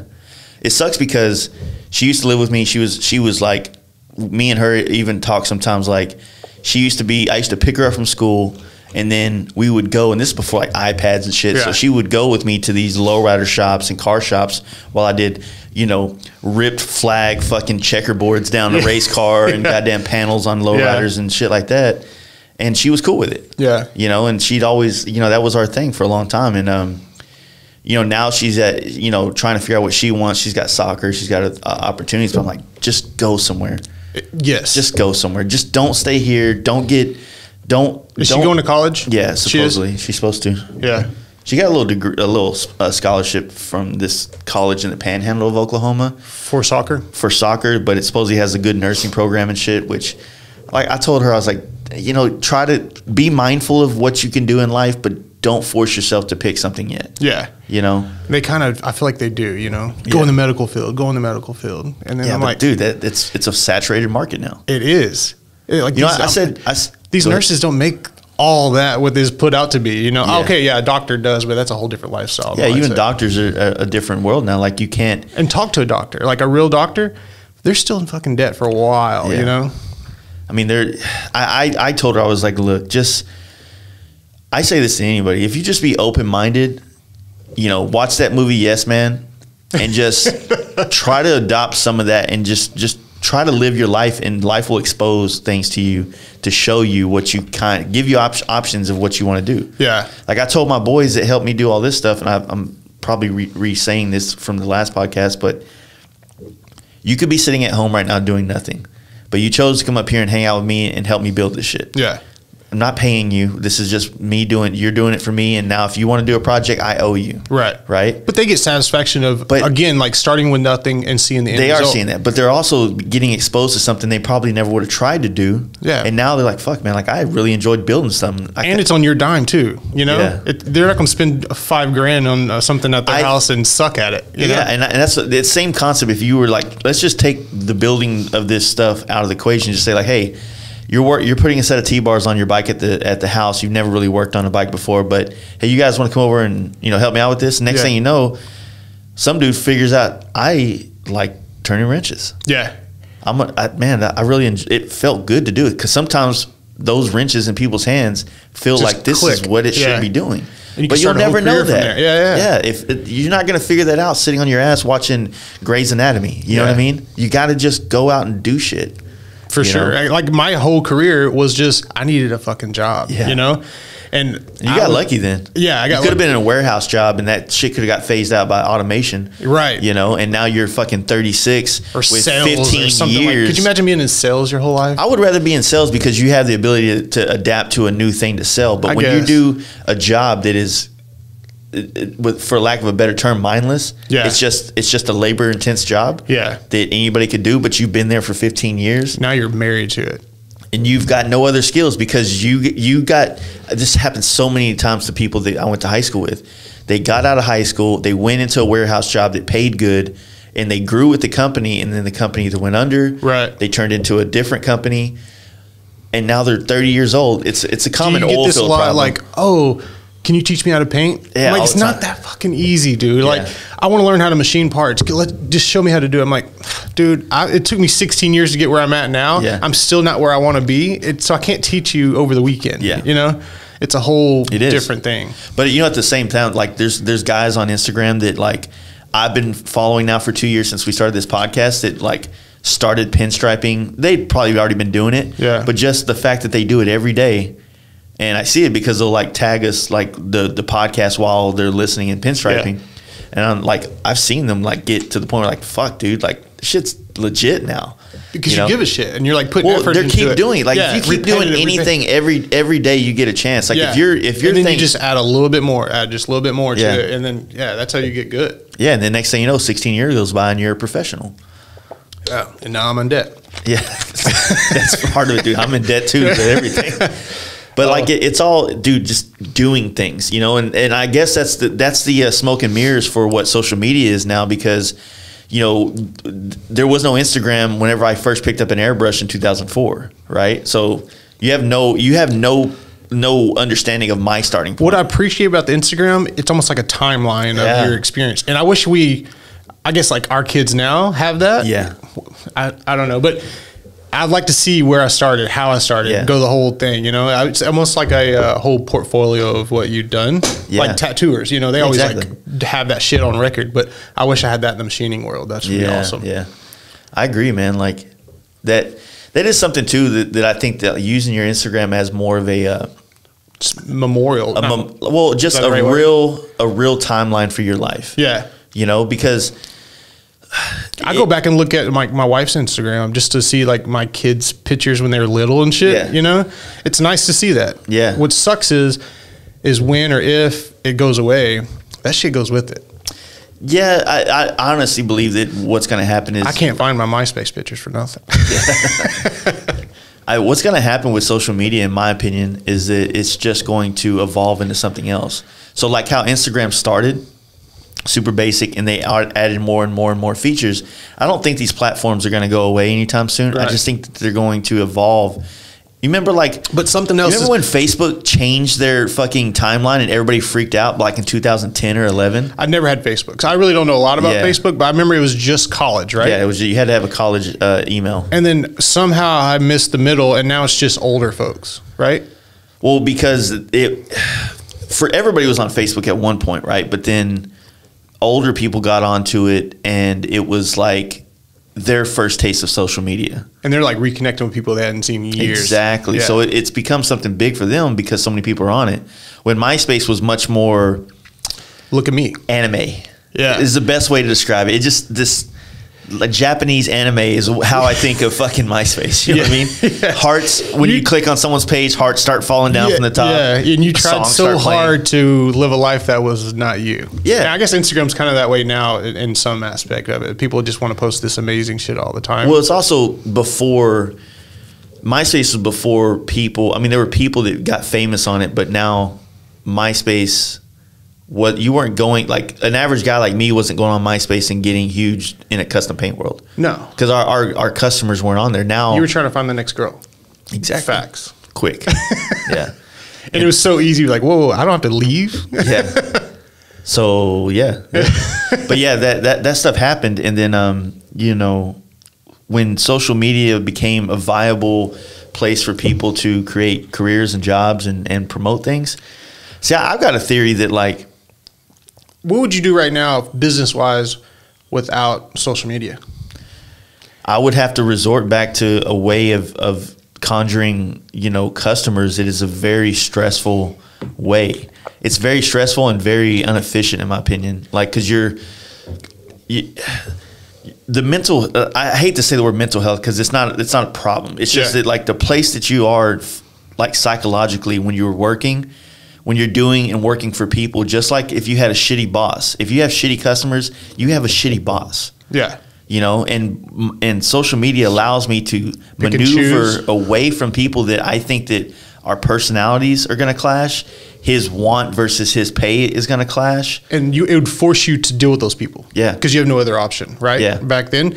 And just same like, once I made all my friends motorcycle parts, and then like, now what? You know, I couldn't create a business from that. I don't know how you would. I guess magazine era and all that shit. Then that's social media now is where you advertise. Yeah, like if it wasn't for Instagram, I would have took this plunge to go on my home business. You know? You just have to also, and I mean, this is something we talk about too. With not necessarily on here, but you see these mics, you see all this camera shit I'm buying. Like this is just me trying to grow in other fields, but still using what I started this business as the content. Yeah. Right. So it's almost like I want to say backup plan, but it's an evolution plan. Yeah. Yeah. So it's like, all I want to do is like continue to paint, continue to work on bikes and do what I do and ride and do this. But I want to find more efficient ways and more quality ways of exposing this and owning everything. Yeah. And not having to like, to me, it's a satisfaction of knowing that I can edit videos, that I can create my own content, and I can have control of how I want to be perceived from people. And you're learning more and more and more and pushing yourself out of your comfort zone. Which is awesome, you know? It's fun. It's nerve-wracking, but it's the same feeling you had when you first start learning how to do something and you can't stop thinking about it. You know what I mean? And I think that's finding ways to get back in that mindset is a good way to never get out of touch with why you do things. Right. And then once you stay in here for a while, then you come back with a fresh mind on a new paint job. Or, you know, you're not just burnt out.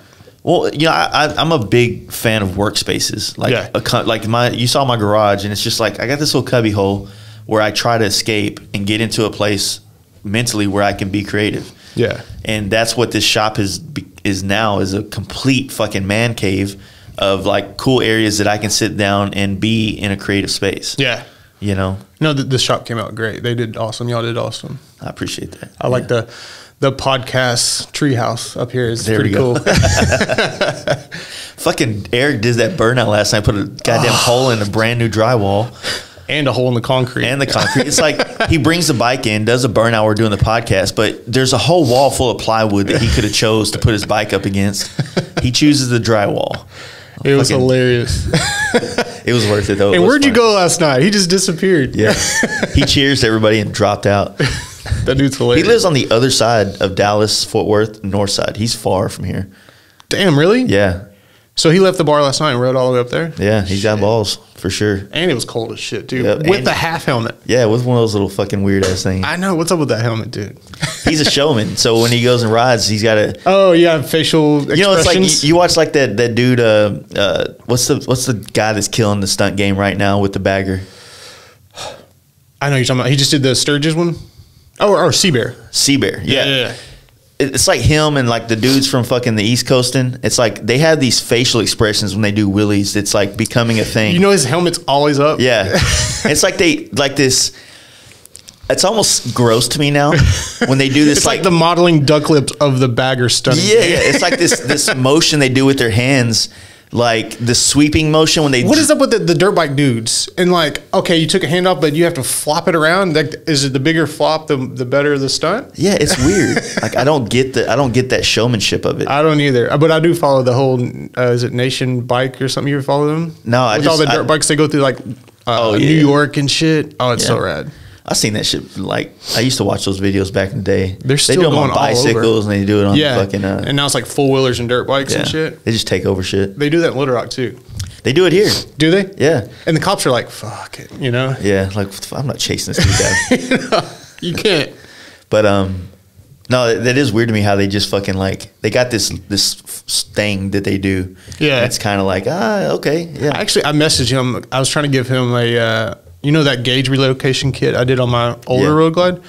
I was wanting to give him one to like give me a little bit of something, you know? I was like, here, let me send you one. Nothing. I didn't get shit back. So I'm the worst person at that though. I think I need a whole professional like setup, you know?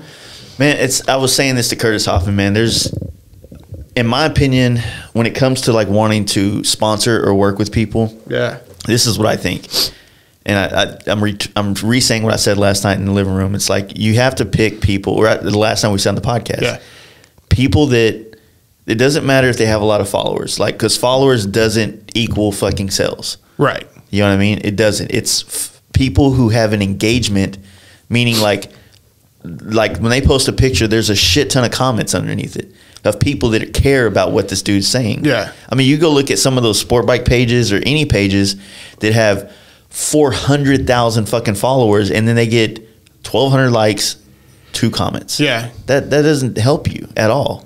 You know what I mean? So that's the misconception of like. Yeah, I have like what was it, 900 followers. Yeah. Posted the swing arm, got like 300 likes or 250 or something like that, and like 40 something messages, which is awesome. You know, that's all it is. That's all. I don't care how many followers I have, as long Yeah. as the 50 that will pay. You know, exactly. So that's why I just tell everybody, just focus on that. And if you want to find someone to help market your products, there are a lot of people out there like Steve Chamberlain, he should stop doing what he's doing and like promote people. Yeah. I wouldn't be sitting here if it wasn't for Steve. I have a whole list on my computer of people that I follow.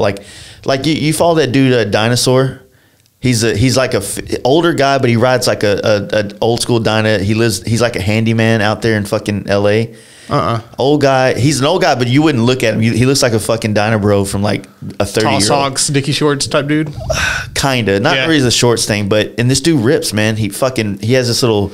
It's like a DX Dyna. I don't know if it's a T-Sport or not, but it's a DX Dyna, and he's always ripping wheelies and fucking carving canyons. And his Instagram is fun to watch. And I've watched this dude go from like, 8,000 followers to like 20-something thousand. He's just a fucking dude ripping his bike. Yeah. But he creates content that's engaging and interesting, right? Which is somewhat of a talent, right? Yeah. So I'm terrible at it. That's the thing I was talking with some stunt guys about, is that a lot of the stunt guys wanted to start making money for doing the wheelies, but they don't make content. Yeah. That is the goal for a brand ambassador influencer, is to create content for the people that are making you. You almost have to live the lifestyle, not just like, okay, post a wheelie. You have to have the whole. So it's lifestyle. a lot easier when you already live this shit and you just put a camera on it versus you have to make up this life. Be something you're not. Almost. Exactly. Yeah. And that's what a lot of people are doing on Instagram. Yes. Especially the girls and stuff that post. Jesus Christ. Yeah. Man, it's, talking like fortunately, I don't think that like Dallas has so much superficialness to it to where all the girls are like that, but I think it probably is. We just don't hang out in those bars. Right. But I couldn't be with someone that took 50 selfies a day. And like when you see a chick that say if I met you and then like your wife did nothing but selfies on her Instagram, like we would talk like, hey man, fucking Justin's wife is weird. Dude. Yeah. And thank God she's not. Yeah. That'd be really weird right now. But there's a lot of people, and even I know them, I'm like, and you see them like, dude, you took 6 pictures of yourself this morning. Yeah. And when dudes take selfies, that's even more weird. I mean, it's fishing, right?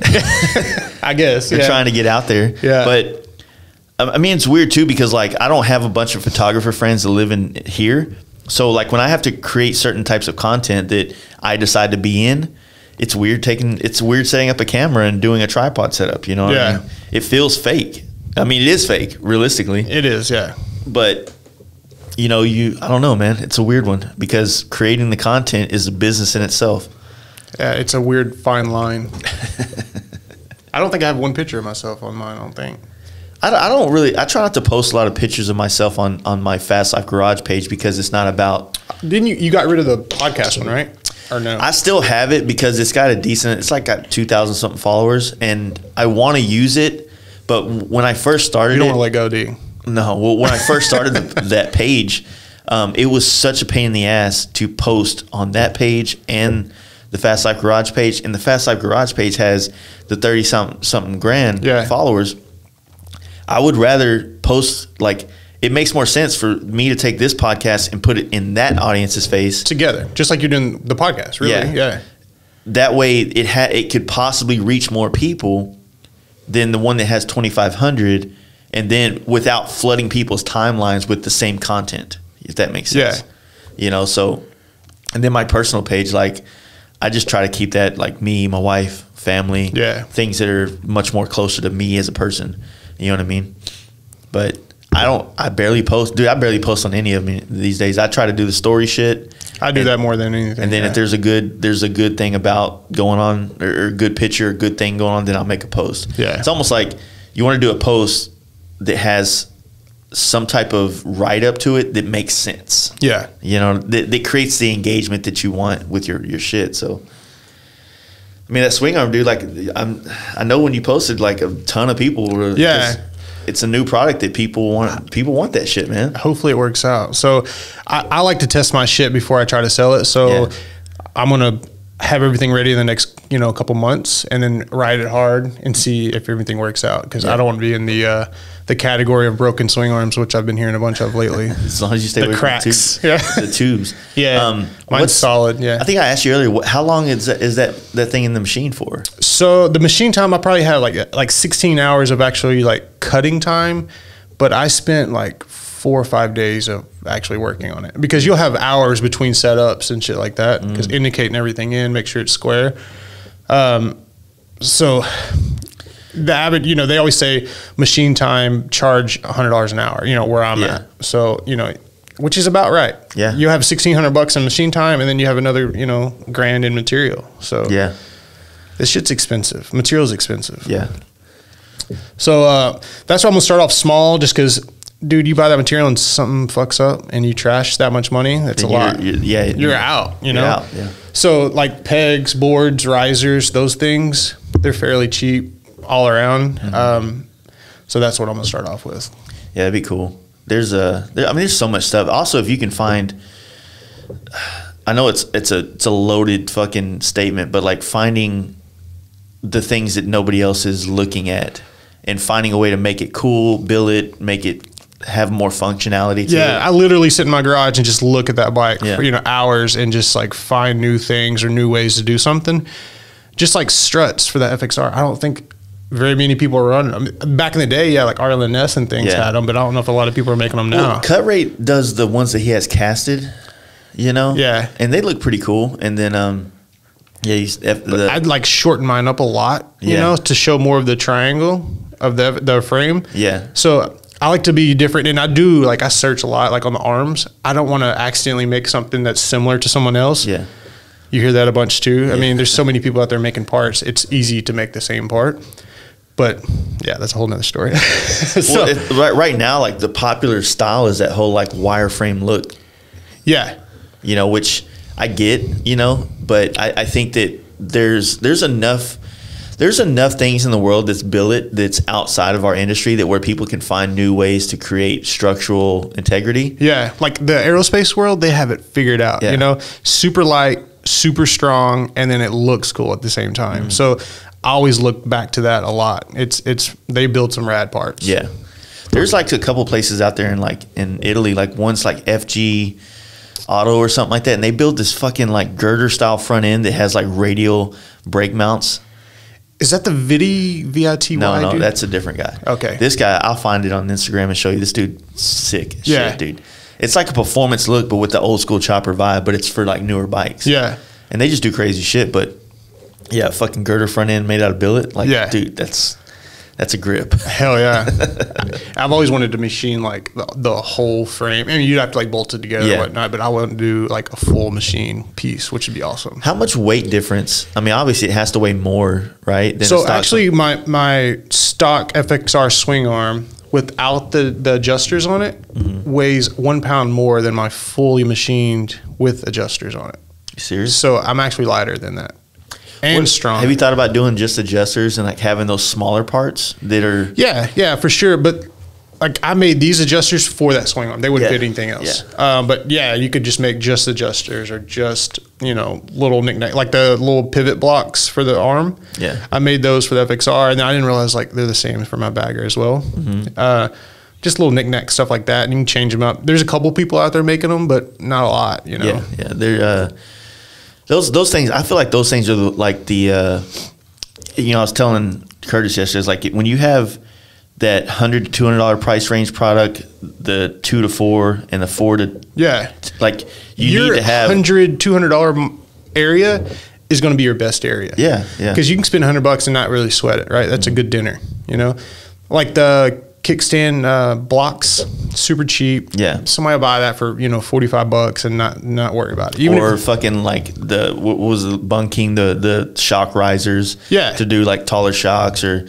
There's lots of those little things I think are great. And I think those will be your moneymaker. You're not having a lot of machine time in them. You can do a shit ton. They can sit on the shelf and you're just constantly collecting. Yeah, I think that's going to be my Have you big found market. like people to do like anodizing or powder coating for you and stuff? Yeah, like I have a local powder coater, anodizer, and Cerakote. Did you know like in the powder coat world, there's like tiers of it to where like Because, in some, my friend in NorCal was telling me there's some areas where like powder coaters do like certain things, like even in phone worlds. Like, they'll have something powder coated in a phone or something in like a different world. Yeah. Where the mill thickness has to be almost like fucking. It has a tolerance to it. To it. And then there's like no trash. Like there's a more precise world of powder coating than what we are used to. I feel like it's powder coaters in Little Rock is like almost liquor stores. There's one every corner. Yeah. But there's a lot of shitty ones, Yeah. So I use the same old. I literally had my bicycle powder coated the same place when I was a kid, but it's strong. It holds up. Yeah. They're more expensive, but you get what you pay for. What's happening with powder coating? My buddy, one of the guys that helped me do this, Clay, has Barnett Motorsports. Yeah. They're big into drag racing, but he does powder coating. That's his main gig. And it's so hard now because like, if like your garage business, you got a fucking, CNC machine. Yeah. But like a lot of people can drop like 10 grand on a real legit powder coating system. Oh, 10 grand in powder coating world is you're set. Yeah. Yeah. You're doing quality work. Yeah. And that's I feel like you could get your money back pretty quick if you do well, Yeah. And, powder's not expensive. So like, I didn't realize that till the last time I did that Zuccotti. He had me order. He's like, just order the colors you want. Yeah. And that shit is cheap. It's not that bad. Like, it's just the process and time, I guess. Yeah, it takes time. But most people are getting, most people are powder coating things gloss black, flat black, and wrinkle black. At least in our world, right? Yeah. So it's like every once in a while you'll step out, but yeah. But the anodizing thing is also a scary thing because you get the term you want to get that PM purple anodizing, which is the black after 2 days in the sun. Or my risers are starting to fade too because they were black and now they have like a purple hue. Yeah, but I did it on purpose because I have purple wheels. Yeah. Not really. Kind of like your question marks. That bike was awesome. But yeah, that's the scary part about me whenever I thought about branching off and having a parts line is all that type of shit, because to me it doesn't matter. Yeah. But some kid or some dude is super anal and that shit is pissing him off. Yeah. And he had to pay a shop to put those bar and risers on, and now he's got to pay a shop to take them off and replace it. Yeah. And now it's my problem. So and that's the part I'm kind of scared about. I love selling my shit raw. Yeah. You go powder coat it, you go do whatever. And I might stick to that and just do some black shit, but I'm not going to give this one part and then all of a sudden you have like 20 colors to choose from. Yeah. I don't even know how they do that. Which one, like you have a red set and you have like so many red ones that just sit there, That's going to be tough. It's tough. It probably would be better to keep it. I firmly believe in a small menu. Yeah. Allows you to stay ahead of the curve. Yeah. If you offer too many things, it's like it gets overwhelming. And how shitty would it be if you did black and silver? Yeah, tops. Hey, I can send you to the place that does it if you want to contract this color on your own. Yeah, and just do it that way. And maybe I do that. Maybe I'll just like keep everything raw, and that might be my style. And you fucking coat it however you want it. Yeah. Because a lot of people are wanting chrome now. Chrome is coming back. Chrome's coming back because it's funny. I dig it too. Yeah, it's like whatever Harley does, we do the opposite. Yeah, it was so weird they charge extra for black, and that shit's cheaper. Yeah, exactly.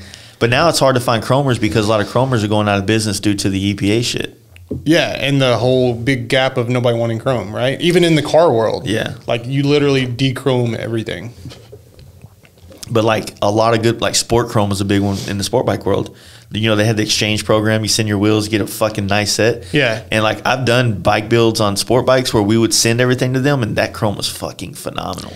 You could tighten the bolt; it wouldn't crack off and shit. Yeah, I don't think there's any chroming that I know of in Arkansas at all. Everything's in California, which is weird because they're so strict. Why is all the chromers out there? Well, they're all gone now. Yeah. A lot of them are. Some of the best. One of the best chromers I was out of Tennessee. Memphis, somewhere around there. I think so. There was a good chromer out there that did good work, but I know that here in Texas we could never have good chrome because there was a certain step that was illegal here with a chemical that wasn't illegal in Cali, which blows my mind. Unless it is, but it was grandfathered in type thing. Oh yeah, yeah. You know what I mean? Yeah. But that kind of made it hard to do chrome, because we used to do a lot of chrome on sport bikes too back in the day. So, fucking sore throat coming on. I love the anodized world, and I've looked at it into that a lot, you can actually get like a do-it-yourself home kit. It's pretty cheap. Yeah, it's just electrocution or electricity in the water vats, right? Yeah, and certain currents create. But apparently, to make a really good finish, you have to do a really good polish job on the part before. Which is my nightmare. I hate that. Yeah, that's the reason I love the machine look. Ship it out. Yeah. Have somebody else do that shit. Yeah, that's when I like the raw look because. So like my Lindahl wheels that Mark has acquired for a price that I am sick to my stomach at. He's got them for sale if you want to buy them. He said he didn't want to sell them to me. I told him I'd trade him some shit. Mark? Yeah, he wants dollars, not trades, I think. Oh, fuck that. If he'll get rid, he said he was getting hubs and everything for it, but he needs to just because it has brakes like rotors and everything. Yeah, I sold them to another guy, a customer of his, and now Mark ended up trading him some fucking ignorant shit for these wheels. Yeah, he came out like a champ. He always does, and that fucking FXR he's on now is. But I'm like, all right, dude, you know I want these wheels because I got an FXR now, and I fucking love those. I never wanted to get rid of them, but I needed podcast equipment, right? Yeah. So if I can figure out how to get my hands back on them, then I'll do it. I'll talk to him later. He's gonna give them to me. Get him drunk first. I'm super stoked about my wheels. I lucked out. I got the 9-spoke factory, 19 front, and then the 9-spoke. It came on the Sportsters, the like 18 wheel, 18 rear. I love, dude. I cannot stand. What tire did you run in the rear? Did you run a 150? I don't know what size, but I run Commander 2s on everything. I was running size. I don't know. Because it's a weird sense of basket. It's not wide. You can't go wide. Yeah. So it's a weird size that I don't even know about yet. I don't know. I can't unsee an 18-inch rear wheel now. I have one on my Road Glide too. It's so sick. like once you do it, dude. You know they got the new wheels on the old bagger wheels. I think I was talking about this in the last podcast, but the 2020, even if you get like the standard models and not the specials, it has 18-inch back wheels on that older wheel that was on like the 14s and 15s. So this means keep all your 16s because they're about to come back in style. Well, the good thing, when I was up at Covington's, he said he's like, I got 4 of these wheels. I don't want to fuck with them because the 18s. Yeah, because they put the 16s because they're slamming all the bikes. Did you gather them? No, but I'm just saying, like, hey, it's an option. If you guys want to, is 18 on yours? Yeah, mine. Yeah. So, but I'm talking about the older wheels. It's like on that Street Glide downstairs. Oh, okay, yeah. Yeah, so they get the 8. Dude, it looks so fucking nice in an 18. Yeah. And it's crazy how much. It's funny how we're like going smaller on the front wheel, but bigger on the back wheel. We're gonna look like flat trackers, just the same at one point, which I dig. I like the 1919. Yeah, that'd be sick. Yeah. Yeah. But it's so weird. Yeah, I don't know, man. It's cool. So how like you're gonna still manage like basically doing your day-to-day job and start working on like creating parts to kind of put out there? Yeah. So what the hours I have at work, which is awesome. I work like 5:30 to like 2:30. Mm-hmm. So especially in the summertime, you have so much day left, right? Yeah. When you leave, so I can still pick up the kids and then go home and like start my second job. And that's what I did for the last few years anyways with the contract work. After I get the kids, then I go to my next job. And now just being at home is going to be that much better because you can literally start the machine, go eat, go sit down and watch TV or whatever you need to do, and you're making money right there. That's cool. Without leaving. Yeah. So that's Have you thought about what you're going to call it? No, not yet. I can't call it My Machinist. That's just weird. But no, I haven't. I mean, you could probably work with it, but yeah, get all that stuff done, man. The branding and everything, that'd be a good way to I think I'd just keep it down to like a little logo instead of having my full name on it. I mean, like PM did it good when they made the P and the M to market all their products because like I don't like over branding on my products. Like I don't either. Like Roland Sands, like I love a lot of his shit, but it's too much. He's excited about his name. Yeah. Yeah, for sure. But I mean, I still on some parts I've put My Machinist on it this year recently. Mm-hmm. Like the dude Jared out in Ohio, I made some parts for him. Actually, they're in powder coat right now, and I'm gonna put my name here and there on it. It's kind of self advertisement. And what's nice is your Instagram is the same, so they can look you up pretty easy. So I don't know. I think it'd be cool. Yeah. So what else are you just basically gonna offer? Like just a parts line? Or are you looking at just wrenching and too? Yeah.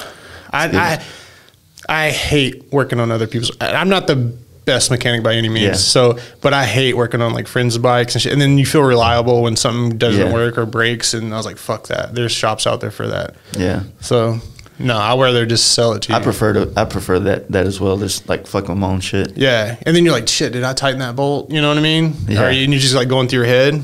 I don't mind if it's my own stuff, but not somebody else's. Yeah. My dad owned a shop for years, and I seen him stress out of like, shit, did I do this? Did I do that? And it was just weird. I wouldn't want to get in it. Oh man. So what do you think about what's your time frame, do you think, before you'll start having some products available? So I found 2 machines I need to look at. I can't debate if I want to do a brand new smaller one or a used bigger one. And I think I'll hate myself if I get the smaller one because I'm limited to size. There's one in San Antonio I'm looking at too. But once I get that machine, saws, all that shit set up, I'm probably looking at like 3 months. So hopefully by the summer I have like parts available. And you're basically going to start using your FXR as kind of a guinea pig to create a FXR and Road Glide, which I've created parts for both already, and I make sure my parts look different in my style. Trust me, if I get some ideas for the Road Glide, I'll be like, hey man, this area could use your touch. Yeah, for sure. It's fun to me, and the little community that we have, we work together, so I think it's pretty cool. Yeah, I really enjoy the fact of seeing like people do what you're doing, take a leap of faith, and create something. You know what I mean? Because fuck, man, like that's the future of our industry. Like PM started somewhere, fucking Nest started somewhere. Everybody's starting somewhere. It's like it's cool to. And if you wait, dude, like I'm 36, right? Yeah. Time's going faster. Do you get that though? Do you get that feeling like fuck, man, like fuck yeah, dude? 40 is 4 years from now. Yeah. Dude, 3 years for me, I'm fucking tripping out. Like, not even that.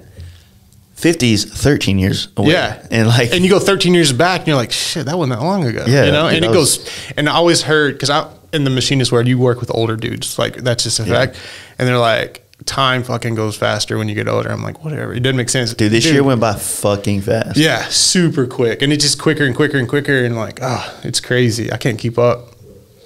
But the only thing that made me feel great about it is like looking at Ness and looking at some of the guys in the big wheel industry and seeing that these dudes were already, in their late 40s and 50s. I wouldn't say when they struck it big, but when they kind of capitalized off all the years of work they've been putting in. Right. You know what I mean? So it's like, I think because of social media, we're the same way. Like, we're like, fuck, man, like soon we're going to be old and we're not going to be relevant to this generation anymore. Right. But realistically, there's another kid out there waiting to get your spot. I think that we're just growing into it and we're growing with it, and not to be so worried about it, Yeah. Because I feel like I don't feel old at all, dude. Oh, like, I don't. I think about shit I do sometimes. I'm like, I'm too fucking old to be saying, thinking, and acting this way. Yeah, for sure. Yeah. I was like, sometimes I'm like, should I feel like an adult? Because I don't, Yeah, it's like I made a joke the other day. I was like, but it's super weird when you're fucking 37 years old. You look like a biker, I guess, whatever that look is, and you're sitting at fucking GameStop at 11:50 waiting on a game to come out. So you can be the first one to play it. For sure. And it's like, I shouldn't be doing that type of shit, but here I am. You know what I mean? Oh well. Or like. Just all that stuff, like watch like certain TV shows. It's like, why am I into this? Like, you know what I mean? It's nice to have kids because you can Law and Order. That's your excuse, right? Yeah. You can buy all the gifts that you wanted for yourself for them. Yeah, exactly. That's what I do with my son. Like, well, my son. You know what's cool is my son is into YouTube, obviously, because that's all kids are into. But he's into it in a sense of like he wants to create it, like his own shit. The same. So I'm at a point where I'm like, well, dude, I'm trying to learn how to do it. So guess what? We just became best friends. You know what I mean? Did we become best friends? And I'm also looking at it like, man, if I could train this little motherfucker right now, then maybe I can have. Dude, and they're like sponges. They learn that shit quick. Because they want to know. Yeah. Like we was talking about earlier. Like if I would have had a class on import motors in high school, I'd be a fucking turbo genius right now. Yeah. But. So, like, he comes out here, and the last time he was here was last weekend, and, he's into this type of stuff because he watches YouTube videos and he wants to create what he sees. Right. And so, like, the drone and all the camera shit, I'm like, dude, like, I would be totally stoked to help my son with his YouTube channel for what he wants to do, but learning how to do it for myself, and I'm using my son right now is what I'm saying. Pretty much. He's your guinea pig so you don't look stupid on your side. Yeah, like, I'll make stupid videos for him. That shit suck. Oh yeah, that was my son. Yeah, he's not that good at it. No, if they like it, well, I did this video for him. Like, oh, dude, like whoever did this video, well, you're taking credit no matter what, unless he's 10, faggot. You know what I mean? That's awesome. So I got to say fag in every podcast now. Yeah, it's a fact. But no, I enjoy it though, because I grew up playing sports, and my family was into cars and shit, and I just didn't want to be into it. But him being into all this content creating type thing, and me also, it's like, fuck, man, like this is a chance for me to really do something with my son. That you know, fuck. I can't like, and that's another thing. Like when I get the machine at home, is I can start teaching him now. You know, like just the knickknacks and the basics. I'm like, you can do whatever you want in life, but this might be a fallback for you, or you might love it. You know, exactly. So he's going to do well. Like, he's got a whole different mindset than I had at that age. So that's good. It's the same. My brother's the same way. It's like, even though he's pursuing this music thing, he is proficient at working in a paint shop, so he can always make money. Right. If he applies himself, you know what I mean? Right. And the same thing like with my boy Saxon, which I don't think you met him yet, but he's one of the guys that's been helping with this. You know, I'm trying to teach him certain things in the paint thing to where he gets to a point where A, I can always use him to help out, but B, he can find a job. Yeah. You know what I mean? And it sucks because he's a fucking damn hard worker, but I hate to put his business out like that, but he had caught a little case with some brass knuckles. Yeah. And it's a felony, but now it's legal here. Brass knuckles are? Yeah. Sweet. And so he's struggling to find a job because of that. Yeah. You know, and it sucks. I'm like so curious about, because pretty much weed's becoming legal across the states. Well, I think Nevada. I'm thinking Las Vegas is a state. Nevada It might as well be, right? So no, exactly. So Nevada just legalized it, or made it to where businesses can't. You can't drug test them. You can't hold them against it. Yeah, you can't hold people for testing positive for marijuana anymore. But like, what about the people sitting in prison? Well, I don't know about prison. You know, like our jail terms or like misdemeanors and all this shit. I would say misdemeanor. The difference, and people hate me for saying this, but it's weird if like and misdemeanors, they go away anyway. Yeah, if you got like some little bullshit case, but say you were fucking moving some weight across some places, right? I don't know about that. But what's the difference now? Moving weight and opening up a storefront. Exactly. They're moving weight. I don't fucking know. It's out of my pay grade. I don't know.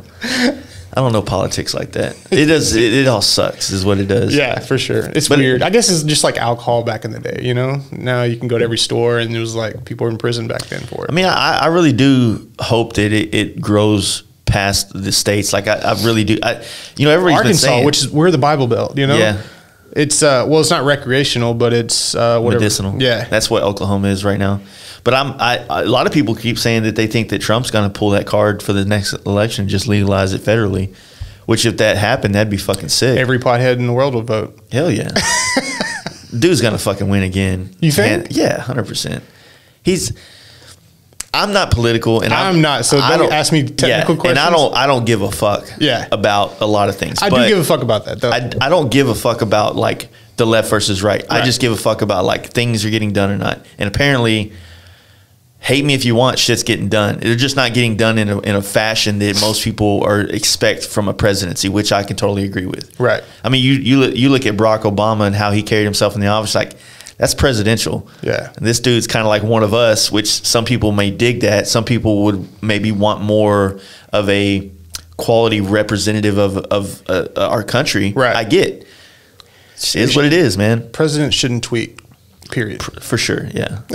I mean, and that's what I'm saying. Like, it just sucks. But like, back to that bike club mentality, the part that I liked about it is that when you elected a president of the club, you trusted his vision for the club and the direction of it, and you had to go with it. Right. But it's a vote, meaning that some people might have voted this way, some that way, whatever. Right. And that's how it works in America. And it's like, yes, maybe he's not the best at everything, but that's who's in the office right now. And if we don't support what's going on, then stop fighting it. Exactly. Like, spend that time and money on something else. Well, that's the funny thing. It's like, if you look at like what Democrats have done since he's been elected, they've done nothing but try to get him out, which the funniest thing was like, so President Pence, like, that's a better option, dude? Like, what the fuck? You know what I mean? Like, And So motorcycles, right? Exactly, man. I don't know. I don't know enough about it to have an I don't opinion. either. I've been trying to understand it more, honestly. I get hammered every day at work for politics shit, and I don't keep up with it. I get my politics from Joe Rogan and the guests he had on. Like, I listen to all the presidential ones. We can argue about it all day. Are we going to change it?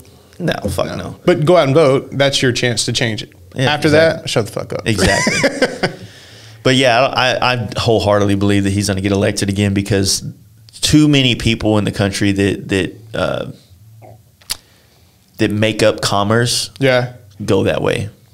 And it's like celebrities and inner city people that vote Democrat. Yeah. And the Democrats ain't putting anything on the table right now that's a more viable option for, I don't know. Like I said, I guess right now I feel more Republican than anything, but I don't like picking a side. Yeah. I don't believe in pissed off about I it. don't believe in it at all. Yeah. You know, I think it's an old way that doesn't work, but Anyways. yeah, I'm a fucking idiot too. So. I also owe the government taxes, so I'm not the best one to fucking. That's one thing I do pay a shit ton, dude. It's so sad, like getting my check and like after 401k insurance taxes, it's like I got half. Yeah, I got half of what I work for. So it's just crazy. Yeah, it's that's the thing about owning a business that sucks, man, and that's why you have such a disparity between, you'll find that most business owners vote Republican more than Democratic because the Democratic way is not really viable for business ownership. Yeah. I mean, I've never met, obviously you take someone like big business like a Facebook or something like that, it's probably going to go more that direction too, but they also don't really pay the kind of taxes that we do. You know what I mean? Yeah. But like you talk about a small business, fuck, dude. Like The taxes are outrageous. it's ridiculous, man. Like and then it's hard. don't ever like, especially if you had employees, that's just a whole nother level. Dude, it's impossible. Like Yeah. the only way to do small business and make it, and you make it as an employer is just a 1099 each guy. Yeah. Which sucks for the actual employee. And that limits your type of employee. Yeah. Because I'm not going to be 1099. You know what I mean? Yeah. I don't want to be in that position. Exactly. So to have to pay your own taxes and keep up with your own shit, it's a job. I'm like, whoa, I'm more talented than that. You know what I mean? Pay me. So it's, I couldn't do that. And I don't have that vision right now of like having some big shop or anything. I know maybe if it grows, it's going to be hard to be a one-man show, you know? But that's the one way I'm going to. Well, if you build your business up where you have enough profitability in everything you're doing that you can do it, then by all means, that's if I can maintain both for a long time, that would be great, you know, because vacation for like retirement, all that shit, that's a big deal to me. So yeah, especially with the wife and kids and all that health insurance, it's outrageous. See, that's the thing that I've been wanting to get more on is the health insurance kick, but I talked to Jerry Covington about this at his house about insurance. It's fucking ridiculous. I can't even afford car insurance. How many employees right do now. they have? A lot, like Really? 20 something. Shit. Yeah. He has like full blown machine shop, paint shop. Three machines, fucking full fab shop, parts selling, bike selling, paint shop, hot rod building shop. Like he's got a compound up there. It's fucking sick. Damn. It's a really sick setup too. But everybody there is legit. He's paying taxes on everybody.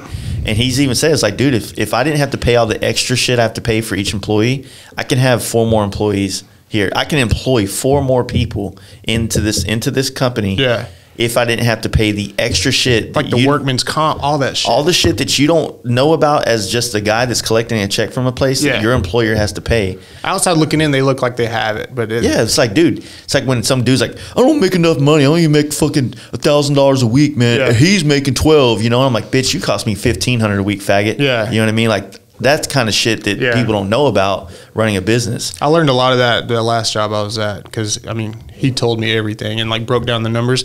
There's a lot of fucking money goes out the door. Exactly. Outside looking in, it looks like he's making a shit ton. Well, yeah, and then you take your, for instance, like if I was working on bikes per se, like that was a thing that we did and sold labor rates more, I would have a massive insurance policy for that. But painting a helmet, like I don't need an insurance policy for that shit.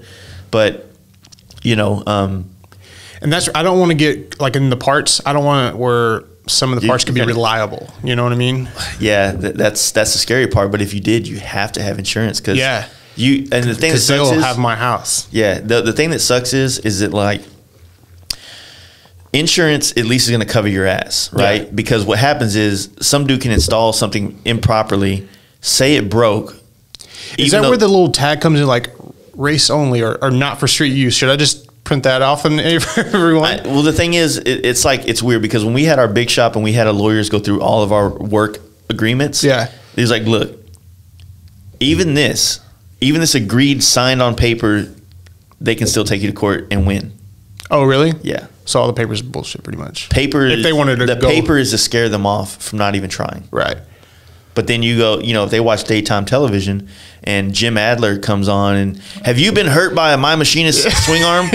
Call him right now and blah, blah, blah. So it's like, I'll pay for it because we're going to win. Yeah, there's so many people out there that like, it's a cutthroat world that we live in where everybody's trying to make it. Yeah. And as industry kind of, as money funnels into a few companies like Amazon and Facebook and these kind of bigger companies, Yeah. it leaves a lot of other companies like scraping. It's so weird because like everybody's mindset now is like, okay, I had a wreck. Okay, who do I sue? Who do I blame? Yeah. I'm like, Dude, you motherfucker, you that wrecked. that guy, I guess I don't know if you know the story, but that damn Acura that I had that I wrecked the day I bought it, I tapped this bitch, tapped her. Yeah. Didn't do shit to her car. She probably came out with a nice check. She hit my insurance for the full amount and won. And I sent my insurance the pictures of her car, the pictures of her afterwards. Yeah. And my insurance, all right, we'll go, and it ended up paying like $25,000 for that. What? Yeah. And now my insurance is fucked. Yeah. Didn't do shit to her. I was like, Is your insurance high? dude, I can't even afford my car insurance right now. I've never had, in my entire life, I've never had a wreck until 18. Never. My entire life. And what's crazy is you pay insurance all these years, you fuck up one time, they're like, that's it. Yeah. You know? Well, see, I had a fender bender in my van, which was my fault. Yeah. If I had a dash cam, it wouldn't have been my fault, but it was my fault. You see all those people like is it Europe or whatever overseas? Like everybody has a dash cam. Well, it's safe. It must be like an insurance policy. Oh, I think we're going to get that way. I agree. I think that having that dash cam would have gotten me. It would have got me out of that first one because this dude in front of me just did some stupid shit on the highway. Yeah. And I wasn't. You know what I mean? But you hit him. So I hit him. So no matter what, Yeah. if you hit somebody from behind, it's labeled as your fault. And that's basically what both of those incidences were. It's just that what happened in the Acura is it was raining and we were doing very slow. But that car's tires were fucking damn near bald, so it just like 10 miles an hour tops. That sucks. And she was still moving. It wasn't like she was stopped still. That's why I didn't. Was do the car shit. even paid for? Yeah, the car was paid for, but it's a crazy story. But Yeah. the insurance thing, man, it just makes it so hard to where like I have been paying insurance car wise for 15 years. I've been paying my bike insurance for that too, and my bike insurance is through the roof. And I've never had a claim on it. Dude, I haven't. I just became legal in the whole insurance world. Yeah. When I got married 10 years ago. For real? Like before that, I never had legit insurance ever. 2008, I say 15 years. 2008 was my first year of being an adult. Jesus Christ. Door. Oh. I don't need a chimer. I know when that door opens. Now, like, I'm like insured up. Like I've over house insurance, cars insurance, like everything's insurance. So weird. I like went full 180 on it. Curtis. Who is that? Hoffman? Curtis. Come up here. Yeah, it's down there. All right. Yeah. So that's what sucks about the insurance thing is that like even for business stuff, man, like you want to have insurance to cover, like I have garage keepers if something happens in here. Yeah. But it doesn't cover me riding someone's bike. You know what I mean? Yeah. So those kind of things, like but I don't work on people's bikes. So like those downstairs. Yeah. Are you building those? Or you just set them up to paint them? One's paint and one is a build that I've had on the table for a couple of years and finally coming through. Okay. So I wouldn't do it. If he was asking me now to do, I wouldn't do the bike, but it's something we agreed on. Yeah. Right? I don't really like building bikes. I might do one for that Aaron Coit dude, the Midwest grinder. Mm-hmm. I want to do one for him, but if like I was saying last night, I don't want to build a bike for someone that is going to tell me how to do everything. Yeah, just give me the bike and walk away and pick it up. Yeah. Like the shit you see on TV. Yeah, well, I'll let you know when I'm done. That's what always kind of drove me crazy is like when someone picks somebody for a paint job or a fucking bike build, you go to this guy and you're like, fuck, man, like you do great work. I love everything you do. Now I'm going to make you do something you don't do. Yeah. It's like, whoa, wait. Yeah. What? Hey, you paint this, but I want his style. Yeah. You know? And go to that dude. And people, I felt like when I first started saying this a couple years ago, people were getting pissed about it. Yeah. Because it sounded elitist, I guess, in a sense. Yeah. But the truth is, like, I'm saving everybody heartache, pain, and money. You know what I mean? What's up? What's happening? You sit over there. We'll roll into your podcast next. Cool. Just fade in. We had a late night, so we got a late start. I have a headache still. I don't drink that much. For real? I mean, not like I drank a lot last night, but I'm not used to it. Yeah, for sure.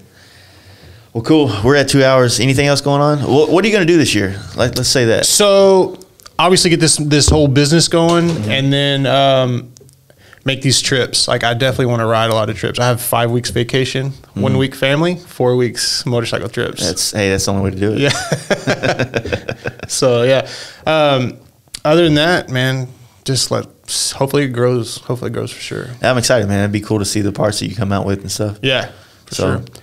That swing arm's nice. If you I'm can capitalize off that shit and create that, and it could be something that's viable for you. Yeah. Like, if you're making $100 on it, dude, don't fucking do it. It's not worth it. No, you know? like legit, I could make good money off the swing arms.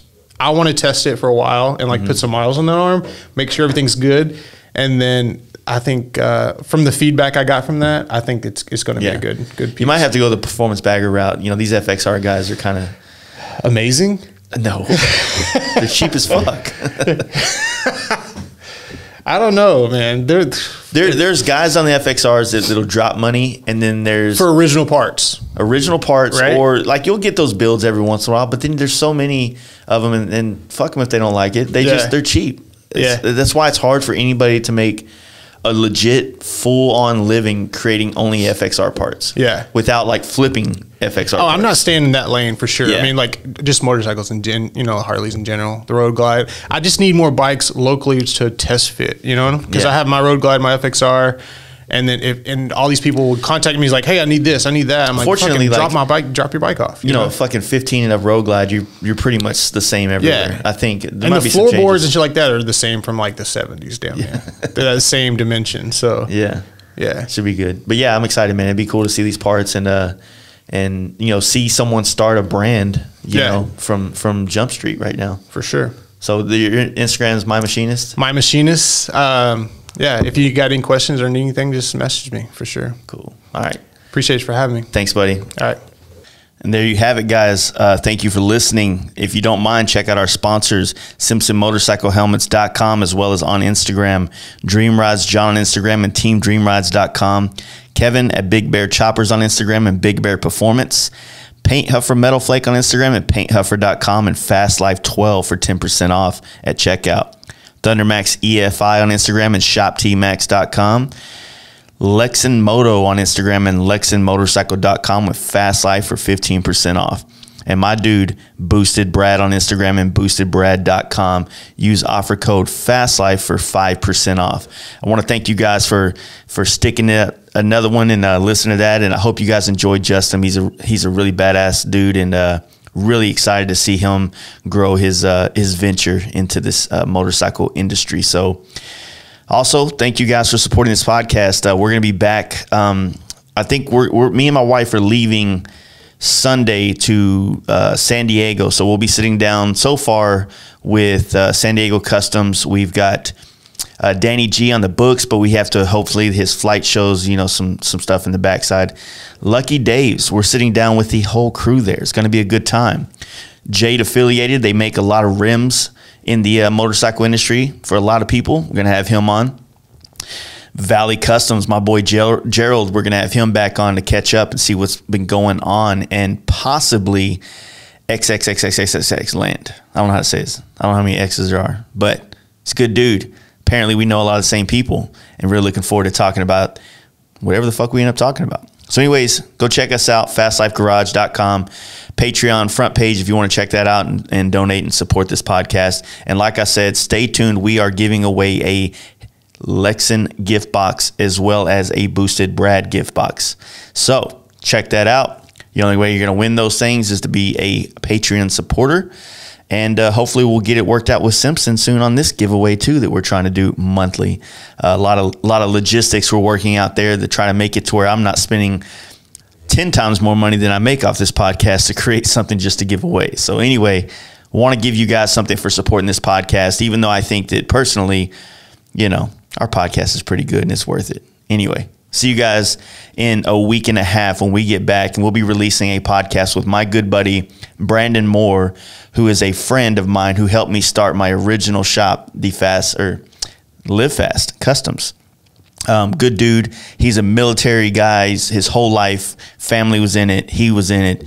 He's been doing contract work now for 13 years with the likes of Blackwater and Triple Canopy and many others over the years. Really fun stories, catching up on our friendship and just listening to him talk more about just his time overseas than anything. So looking forward to letting you guys hear something a little bit different on this podcast from somebody that has been a huge boost in my life. Someone I respect highly, and I'm excited to bring him on. So anyway, we'll see you back in about a week and a half. Peace.